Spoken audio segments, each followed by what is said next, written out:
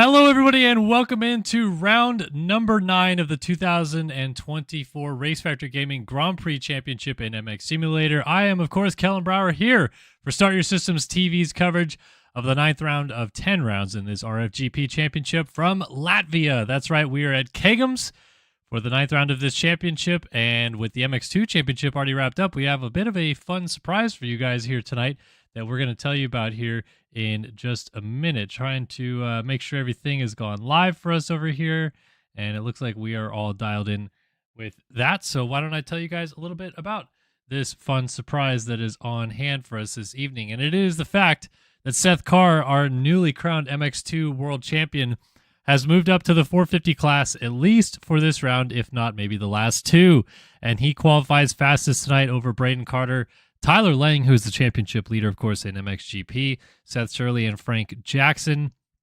As, yeah, this is going to be a lot of fun to see how Seth stacks up with some of these guys. We haven't seen him much on a 450 this year, so it'll be really cool to see how he does. Of course, Colby Eaglin also in the fight for the MXGP crown. He's in the mix as well. Lucas Brun, without Seth Carr here, has gone fastest in MX2, a 148.187 over Braden Tharp, Colin Holden, Wyatt Grant, and Joey Carter. All these guys up here in the mix with those 148s, 149.8 for Joey Carter, and then pretty big gap back to Evan Runesville in P6 on back at a 151.1 and down. So this is quite a bit of disparity amongst this top group. Looks like 36 in MX2, MXGP. We had 40, so we will have no consies here tonight. But let's talk about the standings real quick. As mentioned, Seth Carr has already clinched his title, wrapped it up last week at Germany.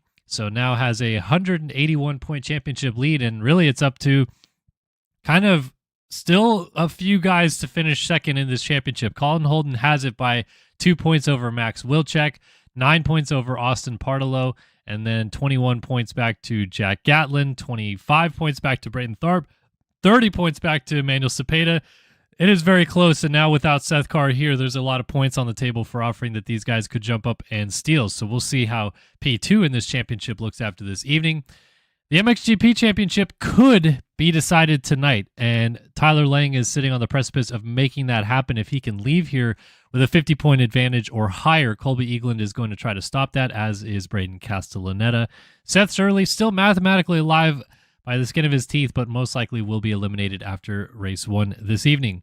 So that gives you a synopsis of what's going on coming into tonight's action. Let's go ahead and take a look at this racetrack as we get actually loaded into the server. I apologize. I had last minute had to scramble and change some skins out real quick, so I might not have everybody's back in, which if you're listening to this, Evan Holt, I did not get them. I apologize. I was trying to just get a bunch of other stuff back in my folder at the same time, and I didn't get yours in. So I apologize, but this is what happens. My computer is like literally on the verge of crashing every week because of how many skins I have on a 250 gigabyte solid state drive, almost completely full of sim stuff.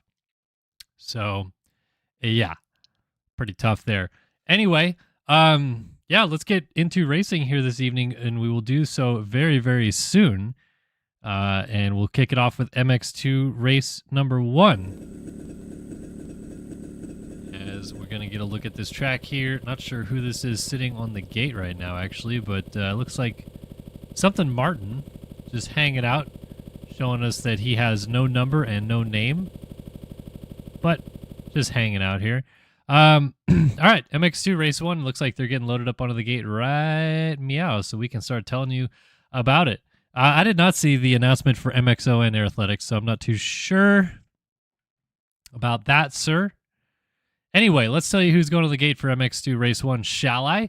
Evan Vanderkoy, Connor Smiley, Colin Holden, Evan Holt, Nick Niles, Stephen Short, Alec Horn, Wyatt Grant, Jack Mark, Cody Wells, Walker Naley, Ryan Swanson, Hunter Deischer, Jacob Kingsfield, Emmanuel Cepeda, Caden Speck, Cole Harkins, Max Wilczek, Maverick Snyder, Zane Durrell, Justin Thomas, Nicholas B., Dylan Delaire, Ryan Chelsea, Adam Holm, Joey Carter, Hayden Stevenson, Tyler Blowers, Tristan Judd, Loomy, Jax Lindsay, Lucas Brun, Freddie Grove, Matt Thornsbury, Jack Gatlin, Braden Tharp, and Brady Olson are heading to the line for 250 Moto number 1. AP and Sexton are in. Cool.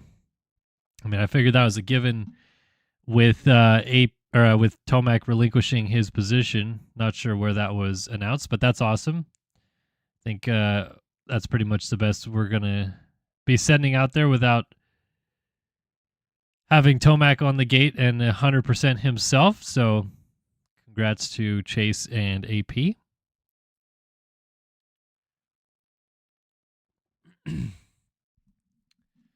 Yeah, the Deegan thing is interesting. There's some stuff I probably know that I don't really want to say about it. But yeah, we'll see what happens, I guess. Either way, we are about to go racing here in MX Simulator Grand Prix action this evening. And of course, MX2 Race 1 going to the line first. Get our moto timers up and ready to go. And honestly, this is about to be really fun. Because I don't know what we're in for without Seth Carr on the track. He's absolutely demolished the GP scene this year. And, I mean, with good reason, too. He's been very, very good. But we'll see what's about to happen here without him on the gate.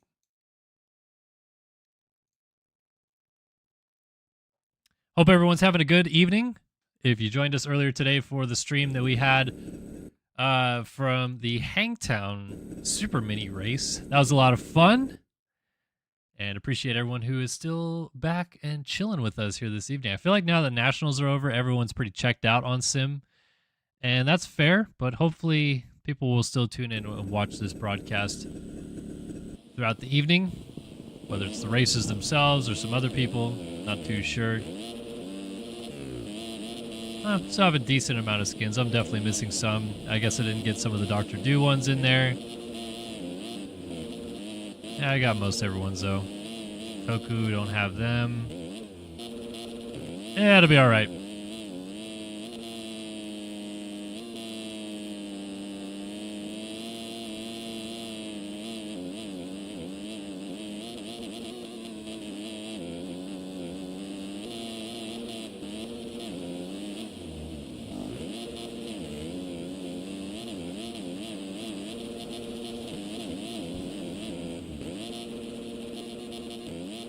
Suppose I should pick who the Design Lab Co. hole shot pick is going to be here this evening, especially now that we've got a curveball at foot.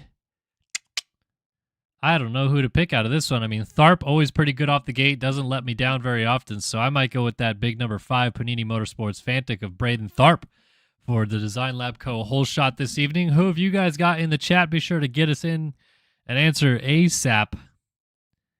And then let's fire these bikes to life and shoot them off into that tight and twisty first sector heading to the finish line jump. Right hand 180, left hand back-to-back double 90s. Probably going to set up a lot of crossover lines, which is always a bit tough. And looks like those revs are already up. And here we go. We are off and running.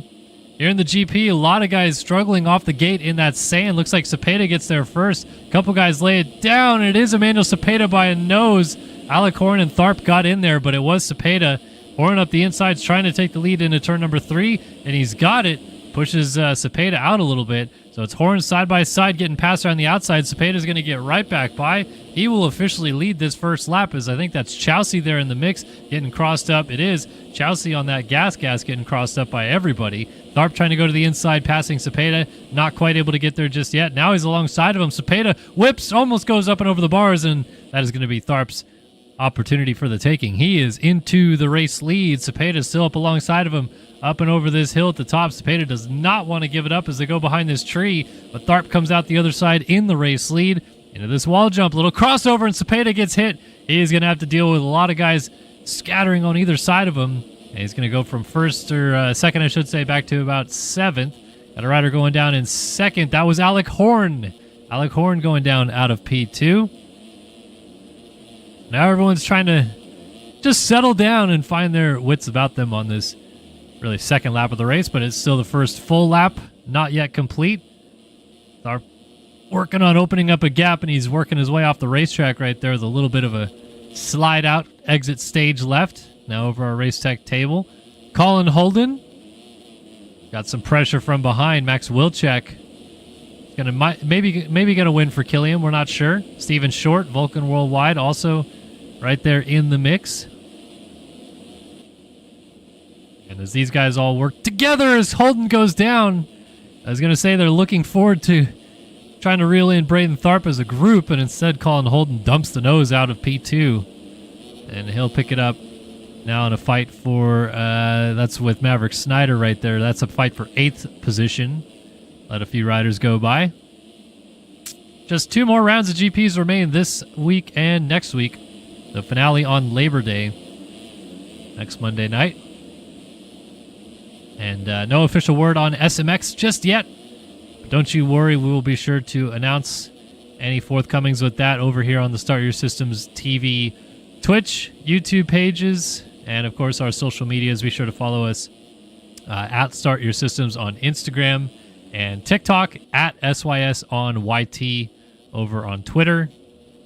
And give our Facebook a like as well. We're trying to keep that content rolling out over there. Back to our race leader, though. Braden Tharp, Panini Motorsports number 5. Well, did exactly what we expected of him. Oh, and that's not what we expect. OJ to flat, and down he goes. Wilczek takes advantage. He goes on by. Tharp is going to go from the lead back to 4th, maybe 5th. As yes, he will. Jumping over top of him there was Stevenson. So Stevenson went by Steven Short. Vulcan Worldwide 411 making a name for himself up here, off to a good start. Now it's Wilczek's turn to lead. Gonna maybe win for Killian Ortiz, but he's also making the same mistake that Tharp made right there a lap ago. And here comes Emmanuel Cepeda.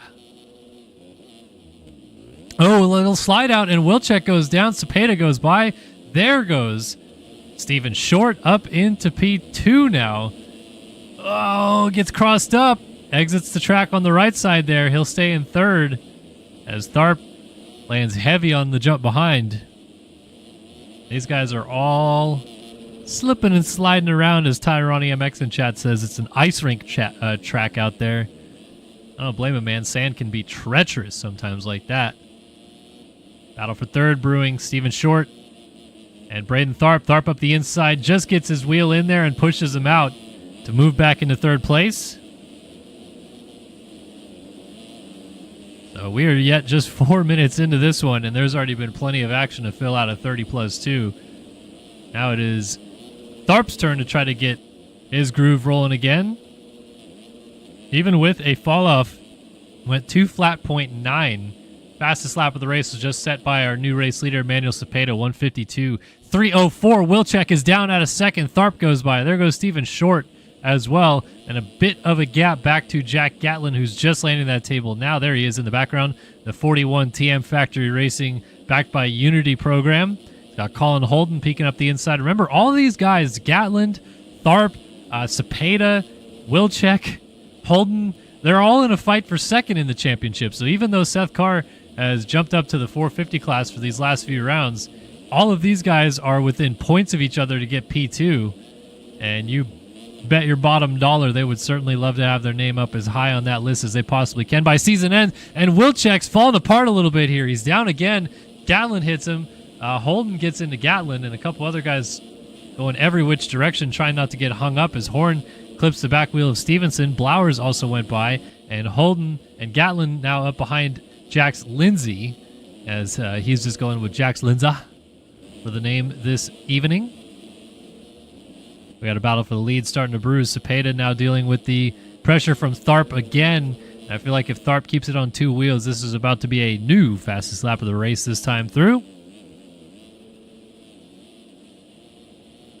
Don't know much about this Steven Short fella, but T-Films in chat looks like he's pretty stoked on his buddy out there for the Vulcan Worldwide Program, holding on to P3. We'll go back to him in a minute and see how he's holding on up there. Looks like he's using some good consistency to stay up there.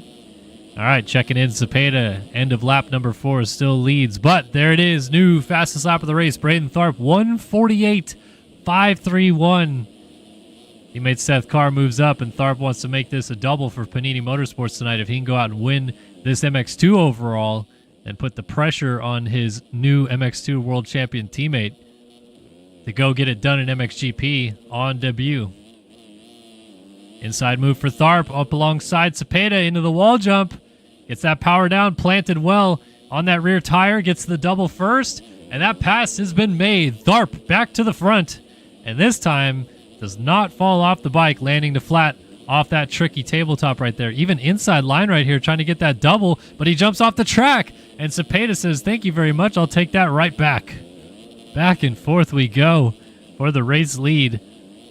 7 minutes into this race, still 23 minutes plus 2 laps to go, and Tharp looks like he wants to get right back through. Cepeda a bit short right there. He's still got a good run, but Tharp is going to cut the line off, and he's got the lead again. Now Cepeda on the outside. That's going to turn to the inside right here. Tharp knows it. He pushes out wide. He's trying to get the run to do this double. He goes for it, and he's a bit short. Cepeda gets it right back. Then he cuts back across. They almost get into each other. Outside line versus in, and Cepeda back into the lead once more.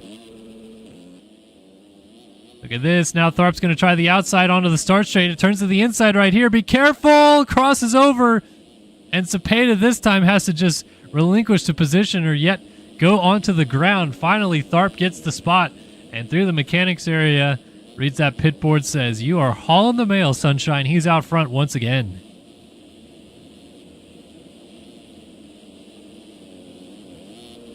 So that was a fun lap right there. On to lap number 6 we go. It's Tharp, Cepeda, and Steven Short, who again is just consistently holding on right here. 52s did a 53.4 that time by. Got himself 7 seconds back to Jax Lindsay, who is in the 4 spot. And for a name that we have not seen out here in the MX2 circuit this season, holding his own. Doing a great job of mixing it up. Maybe a little bit of lag that he's dealing with right now, but that's okay. All about staying on 2 wheels. When we get a good start like this, staying on 2 wheels is massive. Looks like Cepeda may have gone down or a bit of a tip over or something, because here comes Steven Short closing up. Man, oh, Christmas light blinking. That's some serious lag that he's dealing with now. That's not any good to have to deal with that and still try to race. Most likely for him, he's not really having too many problems other than maybe other riders disappearing and reappearing in front of him. But yeah, riders around him certainly going to be dealing with that bubble of lag that he's brought to the table this evening.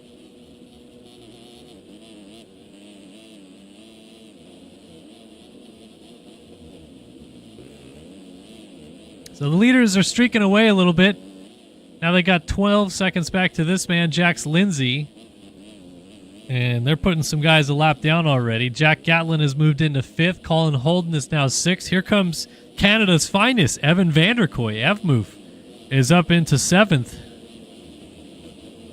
And he's trying to close that gap down on Colin Holden. So the EVP Gas hanging tough.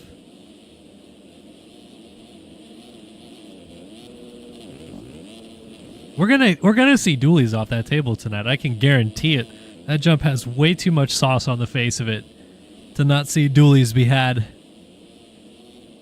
There's Moof though, and then Stevenson, Horn, Blowers, Brune, Wilczek, all in a freight train right here. This is a good fight actually. A couple of our fastest qualifiers here. Lucas Brune, of course, one of them. Mixing it up, finally trying to find his way into the top 10. Trying to use this outside line to pass Wilczek and Blowers 3 wide over the Race Tech single. Wilczek's trying to get to the inside. Blowers stays right-hand side, crosses back over. 3 of them in the air at the same time there. And it looks like Wilczek does make that pass and then gets hung up in the rut, puts Brune on the deck with him, and then they both lose all that time that they just gained, closing up on this battle. Speaking of a battle, Hayden Stevenson sandwiched between Evmoof and Alec Horn right now. They're in a fight for the 7 spot, going down this back straightaway. Stevenson's going to try to launch this out to flat a little bit longer than Evmoof. Not quite close enough. Let's see if this outside double option works better. Moof not going to get the double. These guys going to double almost onto his back. And look at, speaking onto the back, Alec Horn almost jumps into the back of Hayden Stevenson as they do that double together. Definitely don't want to run into the back of him and cause both of you guys to go down, especially when it seems like Stevenson might be about to make this pass stick. But just as I say that now, Evmoof gets a little bit of a line, and here comes Horn up the inside over the tabletop to try to make that pass stick on Stevenson, and he has got him. Forced the nose in there, and he says, well, if you can't get him, I'm going to go get the movers and see if I can't make a pass on this number 65 gas ahead of me. Gonna try far inside and just absolutely lays into it, rips out of it. And Horn says, see, that's how you get it done, Hayden Stevenson. Take some notes. Grab your notebook and go to work. Oh, move a little bit sideways right there. Now it's P7 for Alec Horn. Gap starting to open up a little bit as Gatland still dealing with pressure from Colin Holden. This is, of course, for the 5th position, and then Jax Lindsay holding on to 4th still. Stephen Short a quiet 3rd. Cepeda's broken away from him, but Braden Tharp is absolutely laying it down on the field, and I'm going to need to apologize for a minute. I got to ban someone in chat. Hate these people that keep stopping by. Whoa, Tharp getting a little sideways right there.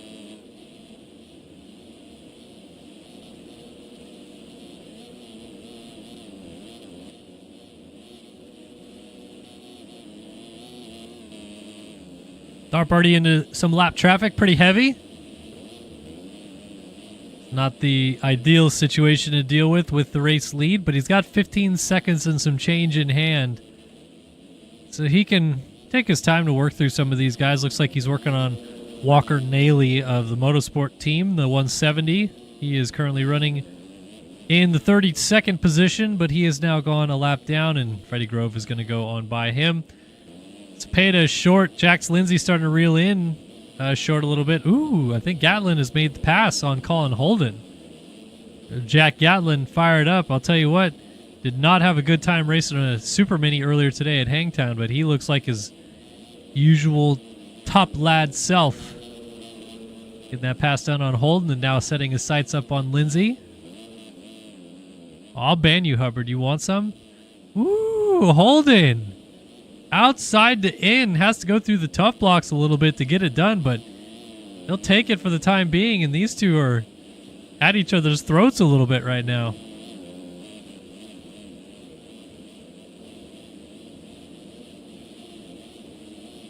So Holden actually gets back by Gatlin. And now jumps off the track a little bit, exits stage left for him. Jax Lindsay still just up the road of that. And these guys fight. It is not over just yet in this ridiculously... Oh, wait a minute. Stephen Short's taking over 2nd place. Cepeda went down. Stephen Short now into P2. Cepeda now dealing with Jax Lindsay. Oh, man. Emmanuel Cepeda falling apart when he least needed to as Jax Lindsay jumps long to pull up alongside. Doolies over the tabletop. There's that inside versus outside. Oh, Short a mistake. Cepeda almost jumps on the back of both of them, and Lindsay passes by to get into 2nd place. Cepeda also makes a move into 3rd. So now Stephen Short goes back to the drawing board. He's trying to work his way back around both of them. All the while, Colin Holden and Jack Gatlin are closing up in the background. And Jax Lindsay has assumed 2nd place on the track. This is exactly what he was looking for when he was reeling in that battle and hoping he could get in the mix.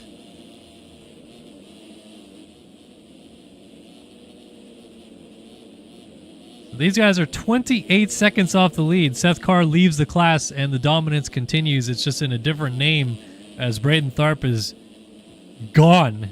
Grabbed his checkbook and checked the hell out of here, man. He's out front by a mile. And these guys are now dealing with all the lappers that he was dealing with. And one of them really blocks Jax Lindsay right there to allow Cepeda back into 2nd place. Wow. So that was pretty aggressive with the lappers just being right in the way of Cepeda. Nothing, or of Lindsay, I should say, nothing Jax Lindsay could do there. Cepeda takes full advantage, though, and he'll take that to the bank all the way. Here comes Colin Holden, though. He has worked his way into this picture. And remember, he is currently 2nd in the championship. He doesn't want any of these guys to beat him, including Tharp, but that's the least of his worries right now. He's just trying to get into 2nd place so he can maximize his points haul that he's got here. Little mistake through that outside rut stacks him up. Oh, Lindsay going for a bit of a ride. Trying to keep Cepeda close. Oh, and Gatlin is down. Wait a minute. Colin Holden also went down going into the face of that jump. And here comes Lucas Brune behind him. Brune is going to be right alongside Jack Gatlin over this tabletop. They both, well, at least Holden passes Gatlin, and Brune does as well. Gatlin doubles right back by to assume position. That is now P5 on the track. Going down right there was a lapper. So Cepeda and Jax Lindsay are debating second place right now. Lindsay is going to get that inside move and take it up into P2, and Cepeda's going to fight right back. Lindsay's got to jump a little bit long here, and Cepeda's going to get it. This track is getting us some really good racing. The battles are a bit few and far between thus far, but when we do get battles, these guys are using all of the racetrack to make it happen. So Cepeda got himself a nice P2 back in his pocket once more. And no pressure from behind for either of these guys. They've dropped the rest of the group that have kind of fumbled it while they were in the mix.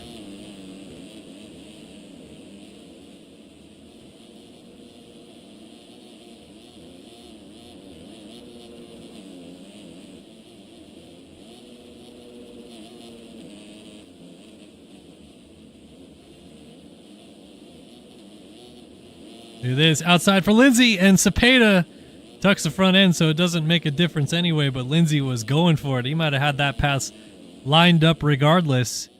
So Cepeda funnels back to third once more. Here is Colin Holden. Like I said, these guys I think all went down because that was a pretty big gap that opened up. Kind of tightened back up again. Jack Gatlin dealing with that same lapped rider, I think, that was a bit of a problem. Although I don't remember if it was the 170 or not of Walker Naley. I know we talked about him before. Stevenson now 6th. Dylan Delaire shows his face for the first time in 7th. Lucas Brune in P8. Alec Horn in 9th. And Evan Vanderkoy currently rounding out the top 10. He slipped his way back into some more problems with Max Wilczek. Wilczek has got to get a move on. Struggle bus right now. And then Joey Carter now into 12th place. He's just ahead of Wyatt Grant.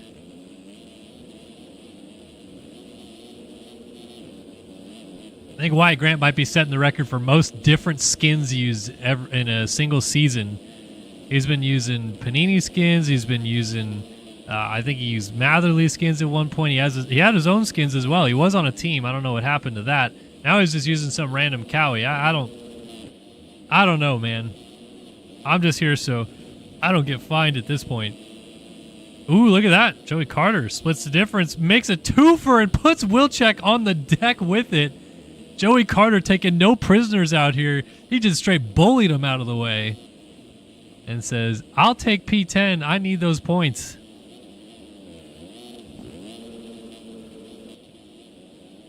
Vanderkoy going to hang tough with him and see if he can't live to fight another day against the 444 machine. Look at Joey Carter's corner speed. Whew. Tell you what, that is a man who's jumped a volcano or two in his life. He knows how to get through a turn.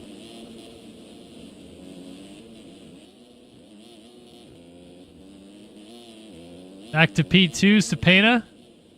Still has got himself 3 seconds to the good over Jax Lindsay. They're all chasing this man, Braden Tharp, who just continues to weave through lap traffic. He is coming to lap Adam Holm next. That's how quickly he's found the back of the pack. Adam Holm is in 24th place and in danger of being a lap down here shortly. Guys like Evan Holt are also back here. Maverick Snyder outside of the points. Tough days for a couple key names that really could use the points.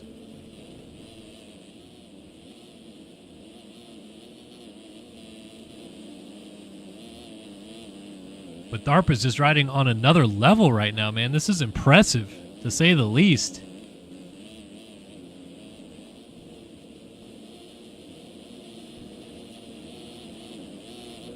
Ooh, that's a little bit of a sideways moment right there. Oh, Steven Short going a lap down. He was up there for so long. And he's all the way back in 24th place now. You hate to see it. And looks like, as I was told in chat, he's gone through 8 beers, and the beers have caught up to him. Tough. It's not easy to compete in these races, though, I'll tell you. These guys are good, and they will make you work for it. Colin Holden has moved into third, which means we have lost Jax Lindsay. He's all the way back to 8th place now. These guys are all still so close together, albeit 30 some odd seconds behind the lead, because Gatlin is still right here in 4th, and Stevenson 5th, Delaire 6th, side by side with Brune, who's trying to get into 6th, and he pushes Delaire down, so Delaire on the deck, and Jax Lindsay over the finish line jump. Went from that battle for 2nd all the way back to 8th, but he's going to get into 7th right now because Delaire is high-centered on that rut.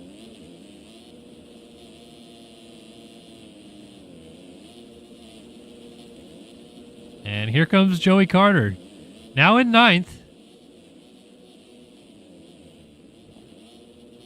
The helmet fin of victory is carrying him there because he is absolutely slicing through the field.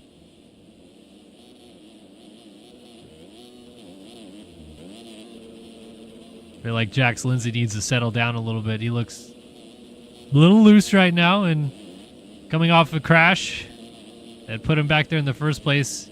Loose could be a good thing because it could keep him fresh and kind of get the thumbs to not be so tight and jammed up and not freaking out about his situation. But it could also mean that he's gone full send mode and he's about to have another big one.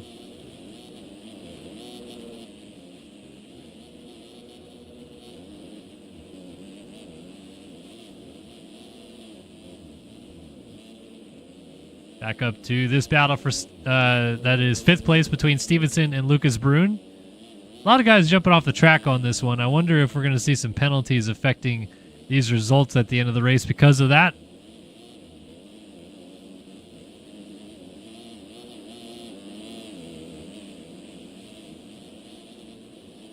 Look at that, inside for Brune. Stevenson's trying to keep it on around the outside, but he is just forced out there too far. Nothing he can do about it. And Brune makes a pass stick, but then immediately lays it down big time. Is that Gatlin down as well? It is. So Holden goes from... Wait a minute, Stevenson, excuse me, goes from 6th to 4th in that little soiree right there. Those guys crashing their way backwards. Stevenson will take it all the way to the bank as he moves into 4th. Battle for 2nd starting to brew. Emmanuel Cepeda's still there, but Colin Holden has caught him. And as I said, Holden's doing a masterful job of limiting the damage. Look at this, even doubling from the inside line. So he may lose 3 points to Tharp, but he ain't losing points to anybody else out here today. He wants P2 in the championship, and you can tell he's fired up to get it. Because he's not laying over at all. The riding is very impressive that he's putting on. And this pass on Cepeda is also very impressive. Up to 2nd place for Colin Holden on his Phil Ski and Snowboard-backed Honda. I know that's what he's really on. But it doesn't have skins anyway, so I can't complain about not getting his skins back in, because the skins he'd be running right now, I think, are whoever number 120's skins are. Casey Olert's. So he is number 275. He's also not going to catch this guy with 5 minutes and 2 laps to go. Braden Tharp is definitely on his way to victory, barring a complete implosion of some kind, which doesn't seem likely. Although that's not going to help. He's off the bike. And that'll cost him another 10 seconds right there. He'll go from a 35-second lead to 25 seconds. And if that keeps happening, then we'll have problems. But these guys are too far back for it to matter. Wait a minute. 2nd place has changed hands again. Cepeda is like Thomas the Dank Engine. He just won't quit. Keeps on rolling.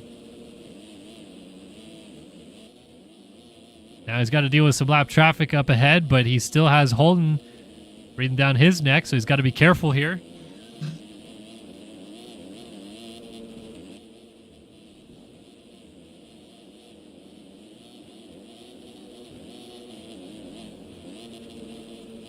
Nice little whip across right there to get that lapper put behind him. By the way, they've lapped up to 22nd now. Adam Holm is still on the lead lap, so that Tharp crash only helped the back of the pack a little bit more.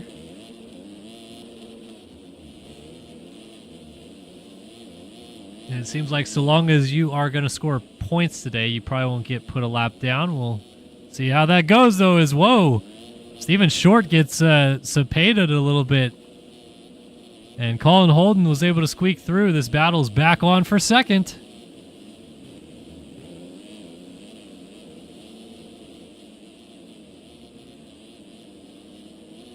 Seems like this track is also changing lines up a lot. Some lines that were good are now just straight up bad lines on the racetrack. As Cepeda lands off track, Holden thought about it and thought better of it with the wild nature of tracker entry that Cepeda just had. And look at how brutal it is on the start straight. Can you imagine we leave that for the next moto? The track always resets every time the server restarts, but if you just left that massive bump going into turn number 1 for the 450 boys, someone would absolutely rip it and get a beautiful hole shot, and everybody else would crash.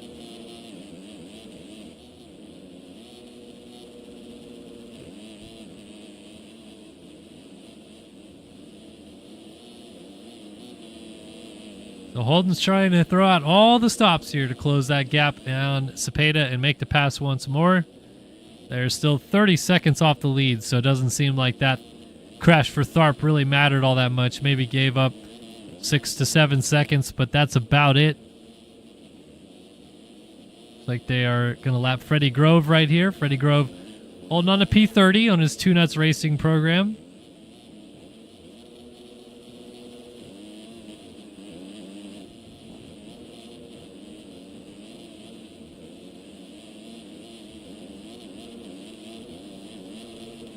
So ding, ding, ding, round 2, and this time it's Cepeda who goes down, and Holden hits him. He's down as well, and he's off the bike. Somehow Cepeda was really stuck for a long time right there. Oh, Holden's getting hit from behind and going to lose a lot of time right there. Does Stevenson go by? No, not quite. He's going to be right on him, though. And Gatlin also bringing Lucas Brune with him into the picture.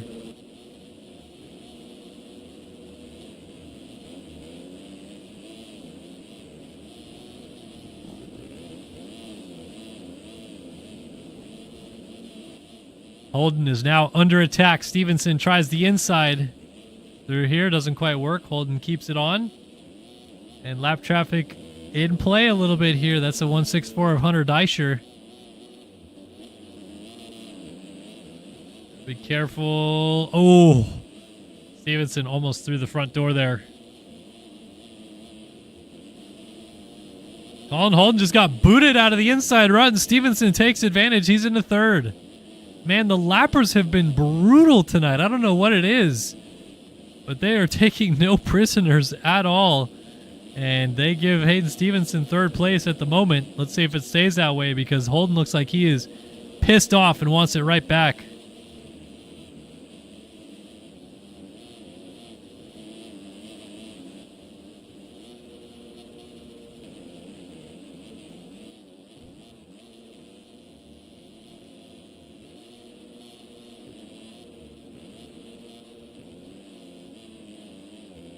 Look at this, inside move for Holden.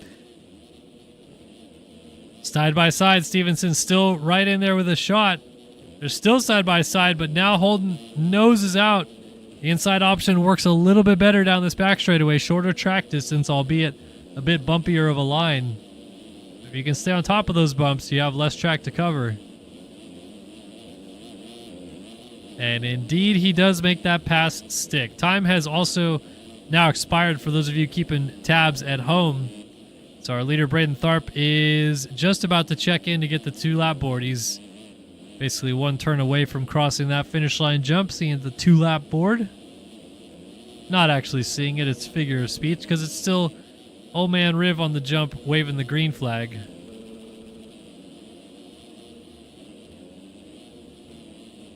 How about Lucas Brune sneaking into this picture as well? He has an outside shot at getting on the box in this first moto after qualifying fastest today, and it didn't look like that was the case halfway through this moto, because he was just barely battling inside the top 10. Now he's a comfortable 5th and on the door of moving into 3rd place if he can get a couple good passes done here.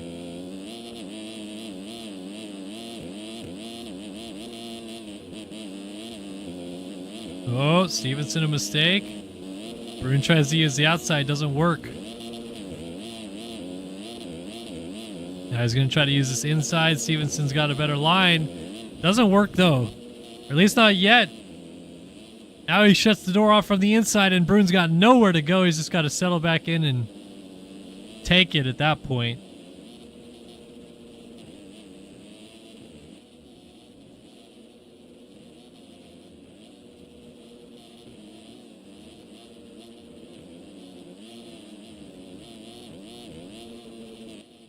Rider down. Who is that? It was Colin Holden. Holden down out of third. Colin Holden lays it down in P3. Brune goes by. Stevenson moves into that third position. And Cepeda has gotten away with it. He is now 15 seconds up the road from everybody else. Of course, 32 seconds behind our leader, but that's neither here nor there as Tharp is about to come down and take the white flag.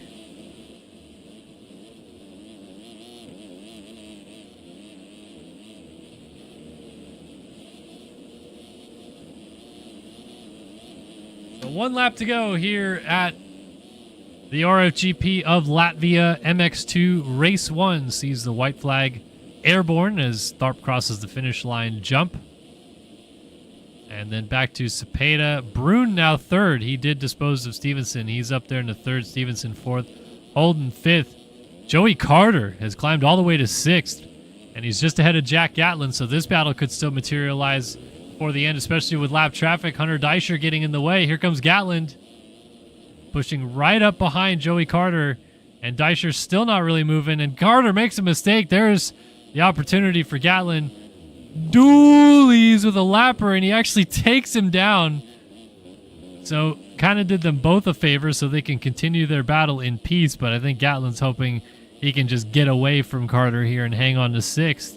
If not, maybe even go after fifth, which is only 10 seconds up the road.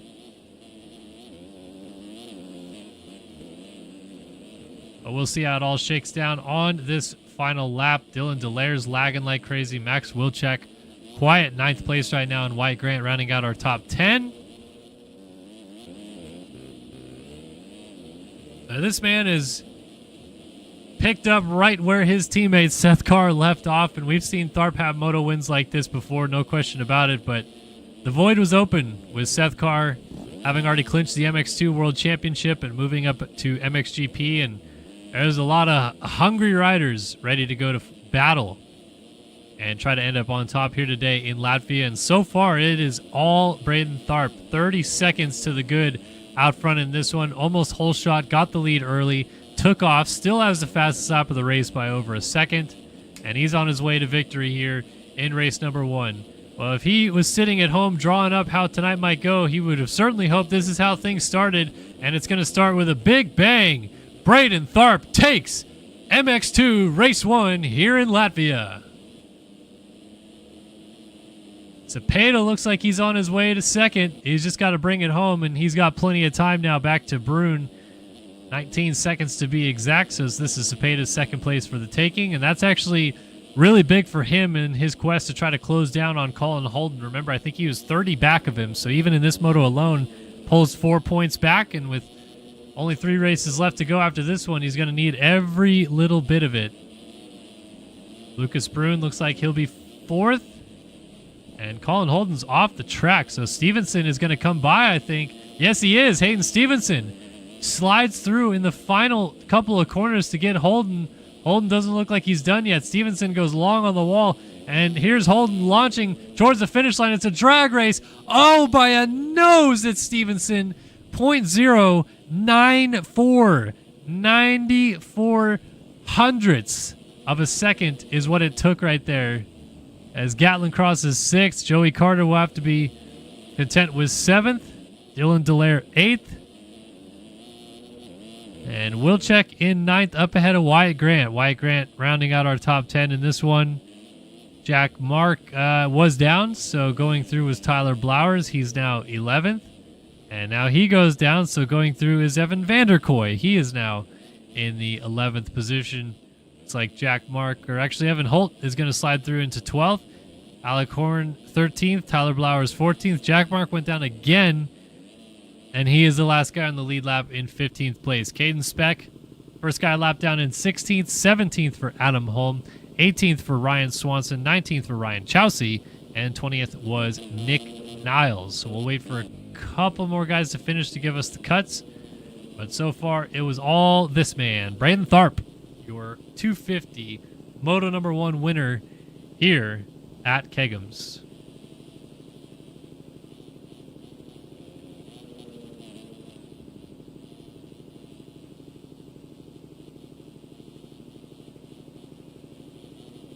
All right, penalties are in. Looks like our top 5 stayed the exact same. Top 10 as well. And we'll leave it at that. Tharp, your winner in MX2 race number 1. And if you guys do not mind, I'm going to run down and grab myself a Red Bull. I'm just a little bit tired. So we're going to head to a quick intermission, but we'll be back on the other side of this in just a moment.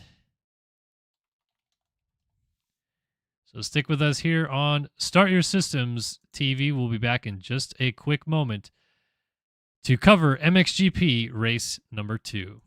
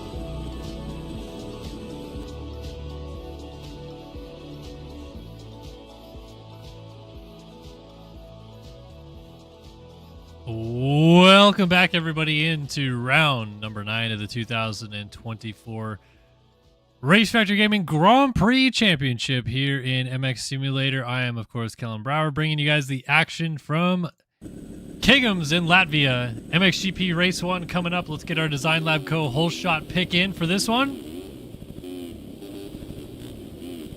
I don't know who to go at all. Honestly, this could be anybody's race. I don't know why I don't have Seth Shirley's skins. I apologize for that. I gotta go through and just probably redo my entire personal folder because it's getting out of hand. Saru in chat thinks it's going to be Seth Shirley. I don't know who we got here.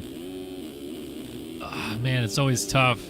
B-Lars, well, no, he'll get off the gate on the number 30 quite well. But it's a sand race, too, so it really could be anybody's. I don't need... Let me think here. Well, Seth Carr, we know he gets off the line well, the number 38 machine. Eaglin, he needs a good start. Teddy Lehman, he's been in the mix. Evan Davis knows how to get a start or two as well. You know what? I think I'm going Seth Carr. I think that extra 450 power underneath of him, he's going to use that to his advantage. We got 42 riders going to the gate in this one. So, Seth Carr, my Design Lab Co. whole shot pick. Let's see if he gets it. Race Cobble also on a 450 this week as well. So a lot of the MX2 strong suits are up here ready to do battle. Got a cool side-by-side start cam here. Here we go. MXGP Race 1 in Latvia. We're off and running. Nose stuck out by B-Lars, and he is off and running. The 30 machine's going to get to the corner first. Does he control it? He's pushing everybody out. We're trying to get to the front. So many guys going down, but it is Brandon Larson getting the Design Lab Co. whole shot, and I almost called it. Seth Carr goes right to the lead. Came through in second place. Definitely saw that 30 poke his nose out first, but B-Lars relinquishes the front right away, and Carr is trying to pick right up where he left off in MX2 and take off in MXGP, though this is a bit stiffer competition than he's used to in that MX2 division. He's got Tyler Lang already moving into third back there, Braden Carter in sixth. Also getting him in the mixes. Look at that. Oh, goes for the triple first lap, comes up short. I don't know who he just paid off for a good suspension setup right there, but the fact that he did not go down is a miracle.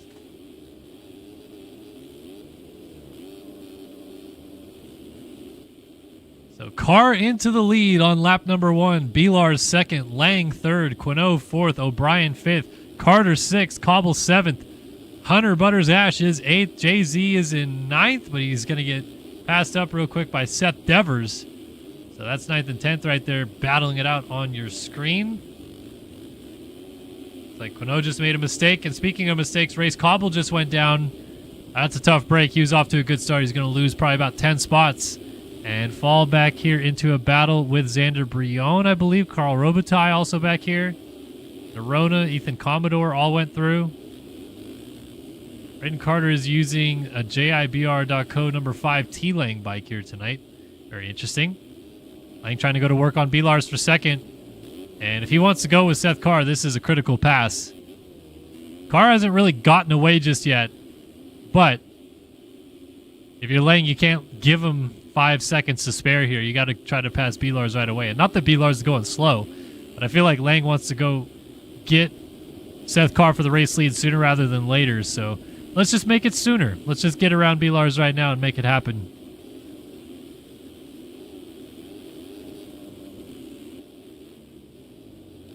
.148, 828, fastest lap of the race. Seth Carr out front.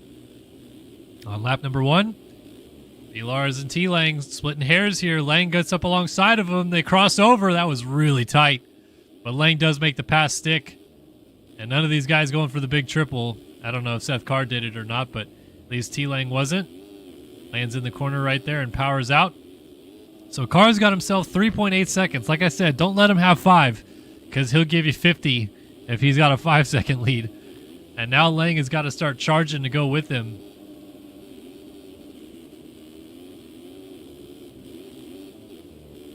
Man, Seth Carr looks very good right now. Talking a little bit at the end of our stream earlier today about if there is an MX Simulator of Nations this year, who would be Team USA. And honestly, every other year in the past we've done MX Sim of Nations, it was a race your way in system. Well, actually, I think one year they did do it, a vote by committee thing. But honestly, I would just like to see the best of the best actually go off against each other. And I would think you put Seth Carr, T-Lang, Payson Johnson on Team USA. Whew, that'd be something, because they're firing on all cylinders right now. It'd be really cool to see that happen.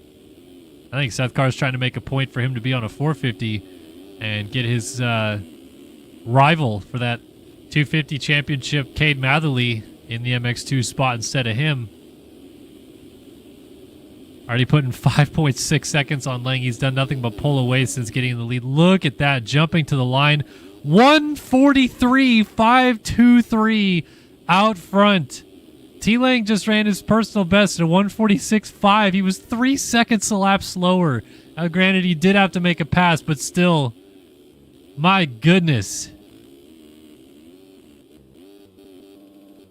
So he didn't go for it there. T-Lang also not going for the triple. Braden Carter looks like he's trying to get rolled up to it, but none of them are going for it. Tom Quino has made his way into fourth. He just got Beelars as well. Beelars kind of sliding backwards a little bit right now. And Blake O'Brien, Ethan Commodore in a good fight with Ben Nerona. Nerona joining Phil's now as well. Hashtag free Unk. I don't know what's going on with his uncle, but prayers. 4 riders in unison over that wall jump. It looks like that is Xander Brion on the 762 getting in the mix as well.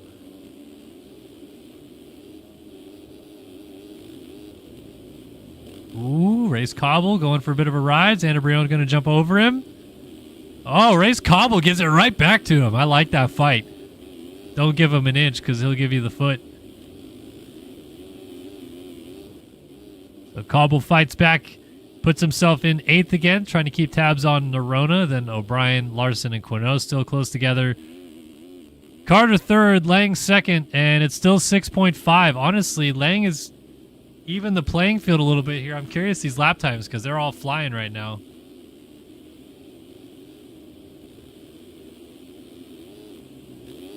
So Seth Carr this time will check in 144.75. Not bad at all. T-Lang this time goes 145.3, so he went a whole second faster than he had gone. But also, Seth Carr went a whole second slower than he was going. So if you're Lang, you got to start figuring it out here pretty quick or hope that Carr's got a big one in him. I mean, one thing that Carr hasn't really had to deal with, at least in GPs this year, is he'll get a lead and he'll get a big gap established, and no one really sticks close to him for a long enough time to maybe force him into a mistake. Lang is at least keeping him honest, where if you have one fall-off crash, it's not going to be good for you. But I'd be curious to know how that pressure is maybe a bit different than what he experienced in the MX2 division. Obviously, the Nationals, he had a couple motos where it was down to the bitter end and dogfights all the way, so it's not like he doesn't know how to handle it, but 450 class is just different, man. These guys all bark. And little mistakes like that will start adding up because T-Lang is just going to keep on closing in. And look at Lang even busting that big double right there. Got it down under 5 seconds now, 4.9. This is about to be a fantastic race between the Titans. And of course, Lang trying to wrap up this title early tonight. Update on where is the 424, I should say, of Colby Eaglin. I don't see him on the leaderboard. Oh, he's 33rd. Colby Eaglin having an awful moto right now, and that certainly might give Tyler Lang plenty enough to wrap up this title here tonight. And now I feel like an idiot because I didn't think it would happen. I thought Eaglin would fight back tonight, so I don't even have a cool graphic made. But either way, if he does wrap it up tonight, we'll talk to him afterwards. Lap times this time by 1:44.617 out of T-Lang, 1:45.2 out of Seth Carr. So Lang was faster, and he dipped his toes into the 44s for the first time. They are the only two riders sub 46, as Braden Carter went 1:46.179 out front. Whoa, teammate on teammate crime. Pardon me, good sir. Who is that on the 210 right there? Jeremy Siebold getting into Seth Carr, causing a bit of ruckus right there. And Lang wasn't really close enough to take advantage, but at least got it now down to 3.6 seconds.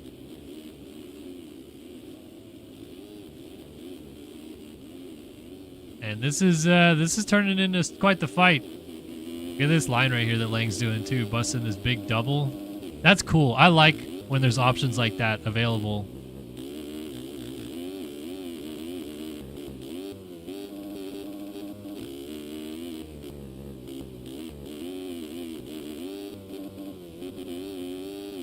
These guys are gnarly, man. They just put the bike exactly where they want it to be.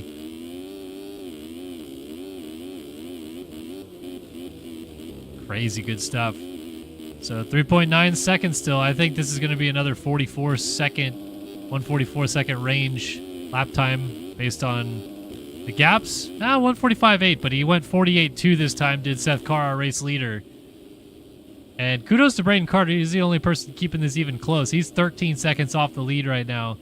Went 48.4, and there is 25 seconds behind that. So the trio of leaders are gone already. Oh, Carr, a mistake. Hung up with a lapped rider, and that's going to allow Lang right into the picture. Here we go. We got a battle, folks.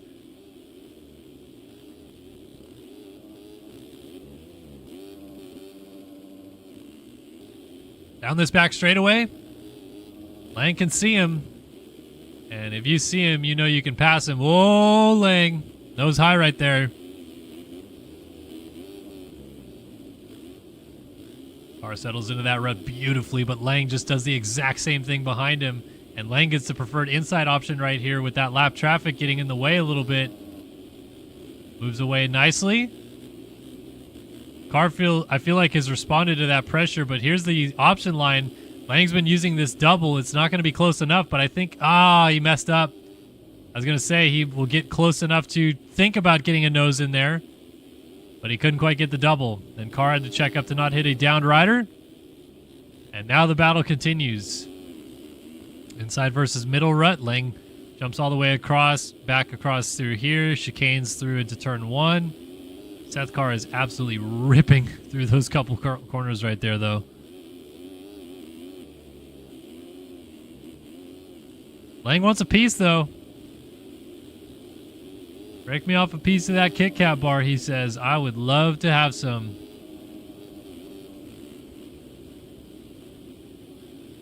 Rider down. Oh, Lang down, excuse me. Off the bike as well. That's going to cost him a lot, and it might cost him second because here comes Braden Carter. Carter riding Lang's national bike, number 5 machine. Just fell short of the championship on last Wednesday, I should say. I think it was 8 points in the end that he lost out to Payson Johnson. Ayo! Jackson Mills subbing up at a tier 1. He's on a 2-month streak, ladies and gentlemen. It's getting real. He says, this cost me a biggie bag, but we hear, LOL. To be honest, this probably sounds hella millennial to me. I don't know what a biggie bag is, but I apologize that it cost you that. As inside, Braden Carter gets by T-Lang. And Lang is now going, wait a minute, I know that bike. I've seen that thing before. That's supposed to be underneath my legs, sir. Oh, lap traffic getting crossed up right there. Oh, Lang trying to get to the inside. Almost lands on Carter's back. And as these two are going at it, 9 seconds up the road still is our leader, Seth Carr. So those lines work out pretty evenly, actually. I thought maybe that double, if you could get it clean, would be worth a little bit more, but it's not really.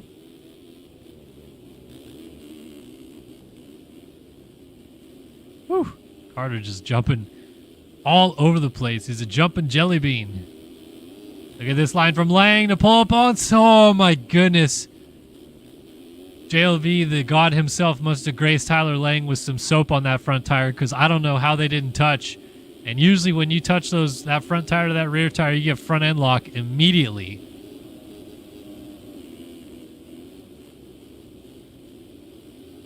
Oh, look at this. Oh, that's Carr. Carr was down with the lead, and there goes Carter to the front.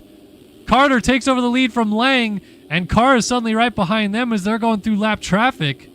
They're about to lap Colby Eagland as well, which is unbelievable. The turn of events that this championship is facing. Oh, that was almost really bad there for Carter. Carter, Lang, and Carr. Carter and Carr. That's going to be tough when Seth Carr moves up to the 450 class full-time. But this fight for the lead was a fight for second, and it is still as hot and heavy as it was before. And Carr wants to get right into it, man. Look at him. He's closed up on Lang immediately. 3 different lines through here. Lang to the outside. Car's going to try to get to the inside. Not there close enough just yet.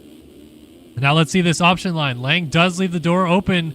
Allows Carr to get to the inside if he wants it, but he's ripped the outside. Doubles over. Does he get Carter for the lead? Not quite. They're lapping Colby Eaglin, and Eaglin just gets out of the way and lets them go. Woo! Lang is all over the place as he whips off in front of his championship rival, Colby Eaglin. Going to wrap up this championship tonight, but he wants to wrap up this moto win, and Braden Carter is making him work for it. What a race we're having, and we're not yet halfway through. So Carr has to back off just a tiny bit as finally Eaglin lets him go. Ooh, Lang tucked the front end. Here comes Seth Carr. Woo! Lang down. Tries to land backwards. And yard sales. That gives Carter a tiny bit of breathing room, but not much, as he's weaving through the lap traffic. Noted outdoor specialist Braden Carter out front at a GP, a sand GP no less, in Latvia.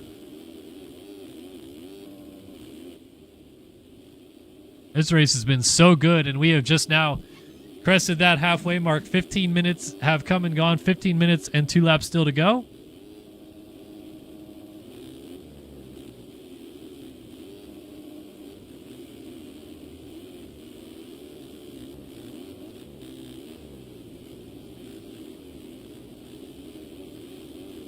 So now it's Carr's turn to put the heat on Carter. Carter was dealing with the pressure from Lang for about 2 whole laps and never faltered, but now he's got the young, hottest new kid on the block. Oh, they get together, and Carr is down hard. Carter stays on 2 wheels as Seth gets the ship righted and keeps going. Lang is not going to get there. He'll be about 2 seconds behind him still. That was a big one, and now Carr comes up well short on the double. And because of that contact, it actually lost quite a bit of time for Carter as he's still trying to weave through all this laps traffic stuff. But now only a 4.9 second lead instead of obviously getting away without a fall-off crash could have been much bigger of a lead. But he had to come to basically a complete stop, so I don't blame him one bit. And now Carr and Lang are going to try to work together to catch Braden Carter. I haven't focused on much any other battles in the field because the lead battle's been so damn good. Same crash again. Tyler Lang folds up like a broken lawn chair out of P3. And that gives Carr all the breathing room he needs to try to run down Braden Carter for the race lead. So while we have this momentary pause in the action out front, let's check out what's going on back here. Ben Nerona has made his way into 4th, dealing with some pressure from Race Cobble. Race Cobble now into 5th. 450 this week for him, and looking like he belongs in this class, no problem, but pushes the nose a little bit right there and loses some time. Braden Castellaneta tightens that gap up a little bit more. That Nerona down it was, so Cobble and Castellaneta both go by. Oh, and the lead changed just as I went away. Carr back to the front. Braden Carter went down out in the race lead. I don't think this race is over just yet, though. This is now where, of course, Carr could take off and run with this thing. But we got some racing left to figure this darn thing out, and it's just 4 seconds between them. Lang's still in it with a shot. A fall-off crash from Seth Carr, and Tyler Lang is going to be right there, ready to pounce as well.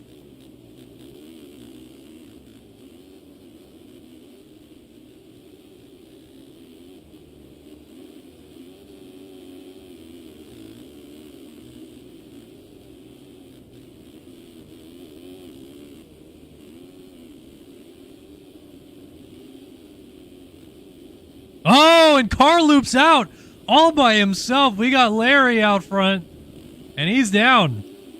Carter will take the lead as Carr picks it up. Now 2 seconds down and 5 seconds up on T-Lang, who has just completely changed his line through that section. He is going to not go to that inside and do it again. And now it's Carter's turn to hold the point once more. What's crazy is through all the mistakes and the crashes and weird moments these guys have had, They're still 44 seconds ahead of everybody else. That's how fast they're going right now. As Carr is trying to lap Xander Brion right there. And then T-Lang comes through not too far back. So he's 6.8 off the lead.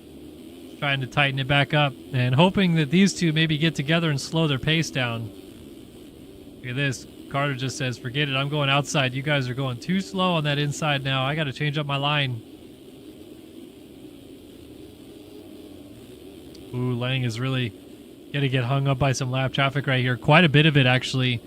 Doesn't help. He jumps off the track and gets landed on by Aaron Rockefeller. All good, though. Stays on two wheels.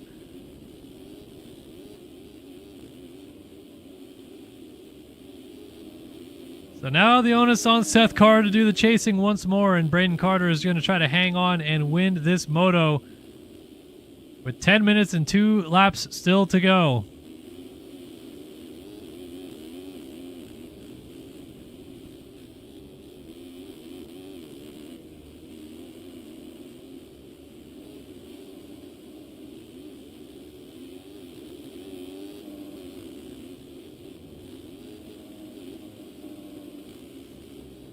So as it runs right now, T-Lang is picking up 20 points towards the championship, and Eagland is not picking up any. In fact, I think Eagland's out of this race. Go back and find him. Yeah, Eagland's done. Eagland's first moto is done. He is not going to see the championship be wrapped up right here. It was mathematically impossible, but he was 44 points down. T-Lang right now picking up another 20 is going to be 64 points up after this moto as it runs. And of course, Castellaneta I think was 57 back, picking up 16 points right now for running fifth. So he's going to lose 4 points. He'd actually be ahead of Eagland, I think, on points as it sits. But either way, T-Lang is putting himself in a position to wrap up this championship. Not after this moto, though. It has to be after the next one. It's not mathematically possible, this moto, as I mentioned, but probably only needs to finish about 10th place or better in the second moto to get it done, as into the race lead goes Seth Carr. Carter looks like he just made a small bobble and couldn't get back to the inside line that he preferred to the top of the hill right there. And Carr was there right for the picking to take it. And off he went. Now the question is, does he have another mistake in him, or is this the final straw with the race lead, or is Carter just going to straight run him back down again? That's not out of the question either. We know Carter's raw speed is bar none, even though outdoors he admits not the best. Doesn't feel the most comfortable, but sometimes, every once in a while, it clicks. For MX Simulator's Jeremy McGrath.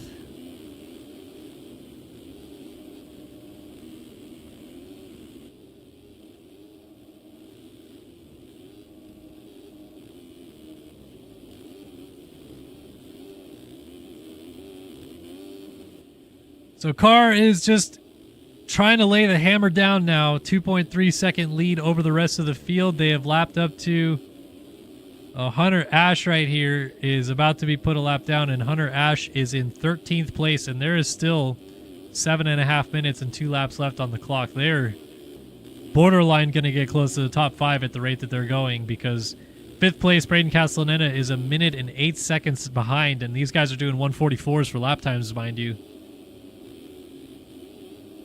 Carter is just doing everything possible to keep Carr honest.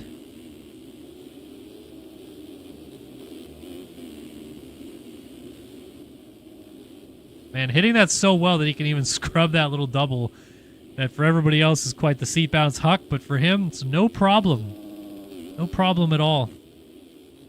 This honestly looks like it could be one of the new fastest laps of the race with how well he's cooking here. Remember, 1:43.5 is the best lap of the race.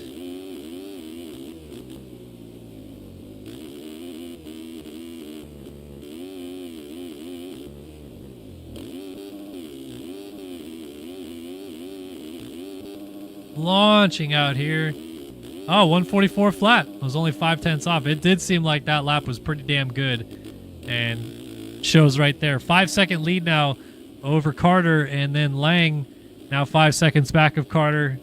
Yeah, Carr put about 3.5 seconds on both of them in the second half of that lap or so, I would say.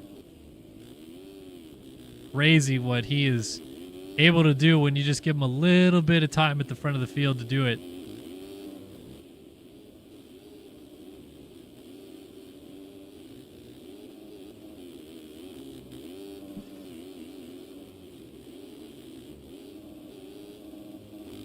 All right. Since this settled down again, I'm going to go back and find Ben Nerona, and here he is now behind Braden Castellaneta.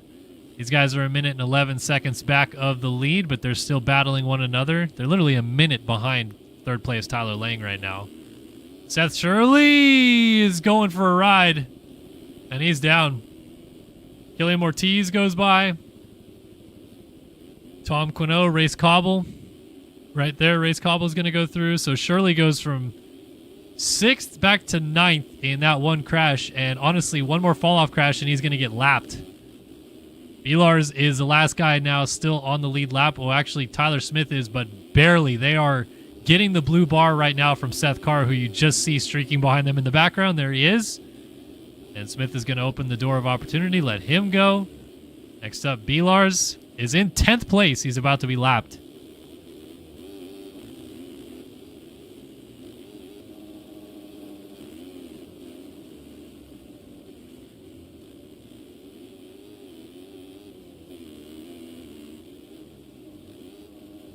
Car is just flying, man. So let's see if Vilars gives him some space here. Yeah, I think he's going to swing out wide and let him go. Top of the hill. Car jumps to the inside.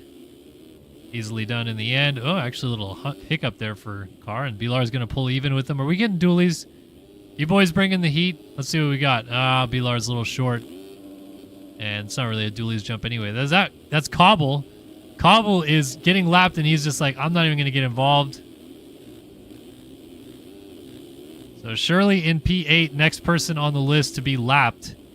And he just got hung up with a lapper, Quinault, Ortiz, Nerona, Castellaneta, and then Lang down this back straightaway. It is insane the gaps that these guys have. Because Castellaneta just did his personal best, 1:47.0. It's not even close to these guys' last lap time through. They're still going that fast right now. And a 6-second lead for this man, Seth Carr. It's like the 1-2-1 machine about to be lapped again, or lapped the first time? No, lapped again.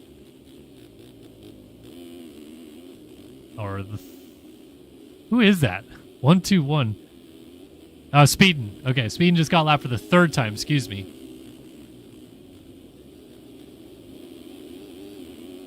That looks to be Killian Ortiz about to be lapped by Seth Carr. And it is. Killian Ortiz being put a lap down, and Carr lays in a 1:44.9 out front. Still 3 minutes left on the clock.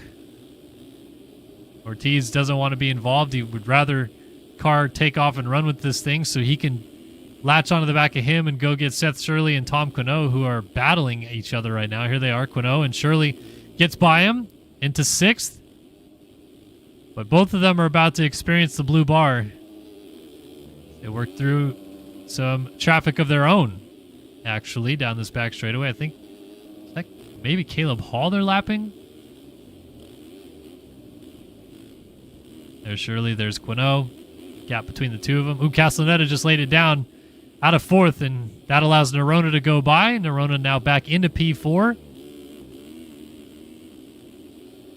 Change for 2nd, by the way. T-Lang has taken it over from Seth Carr.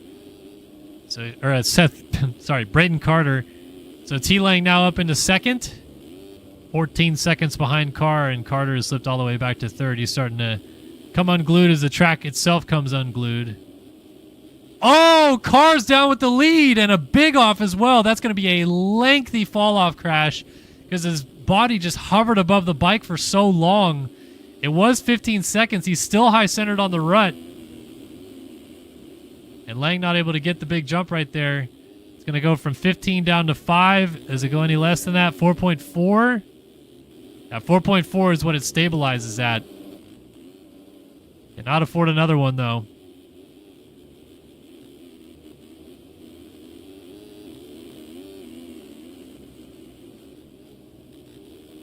And time is still going to be on the clock this time by, so we're actually looking at 3 to go this time by the looks of it. Yeah, because time will definitely expire next time through. 29:18 on the clock right there. So Cars is going to just pick it up and just keep trying to go as fast as he was going, because it was working.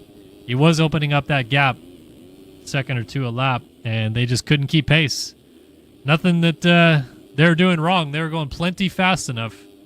Just Car is on a different level right now as T-Lang is trying to lap B-Lars, and then Killian Ortiz just ahead of that. 9th and 8th being put a lap down by second place. I mean, that trio, they did such a good job working away from everyone.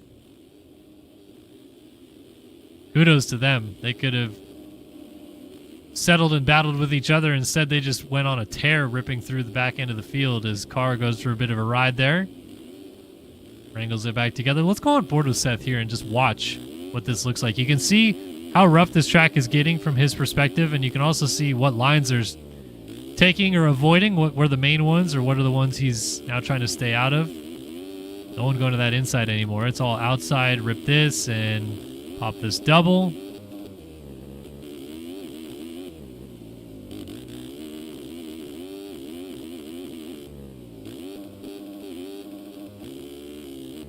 I think that's Quinault just ahead of him. He's about to lap, or at least is trying to lap.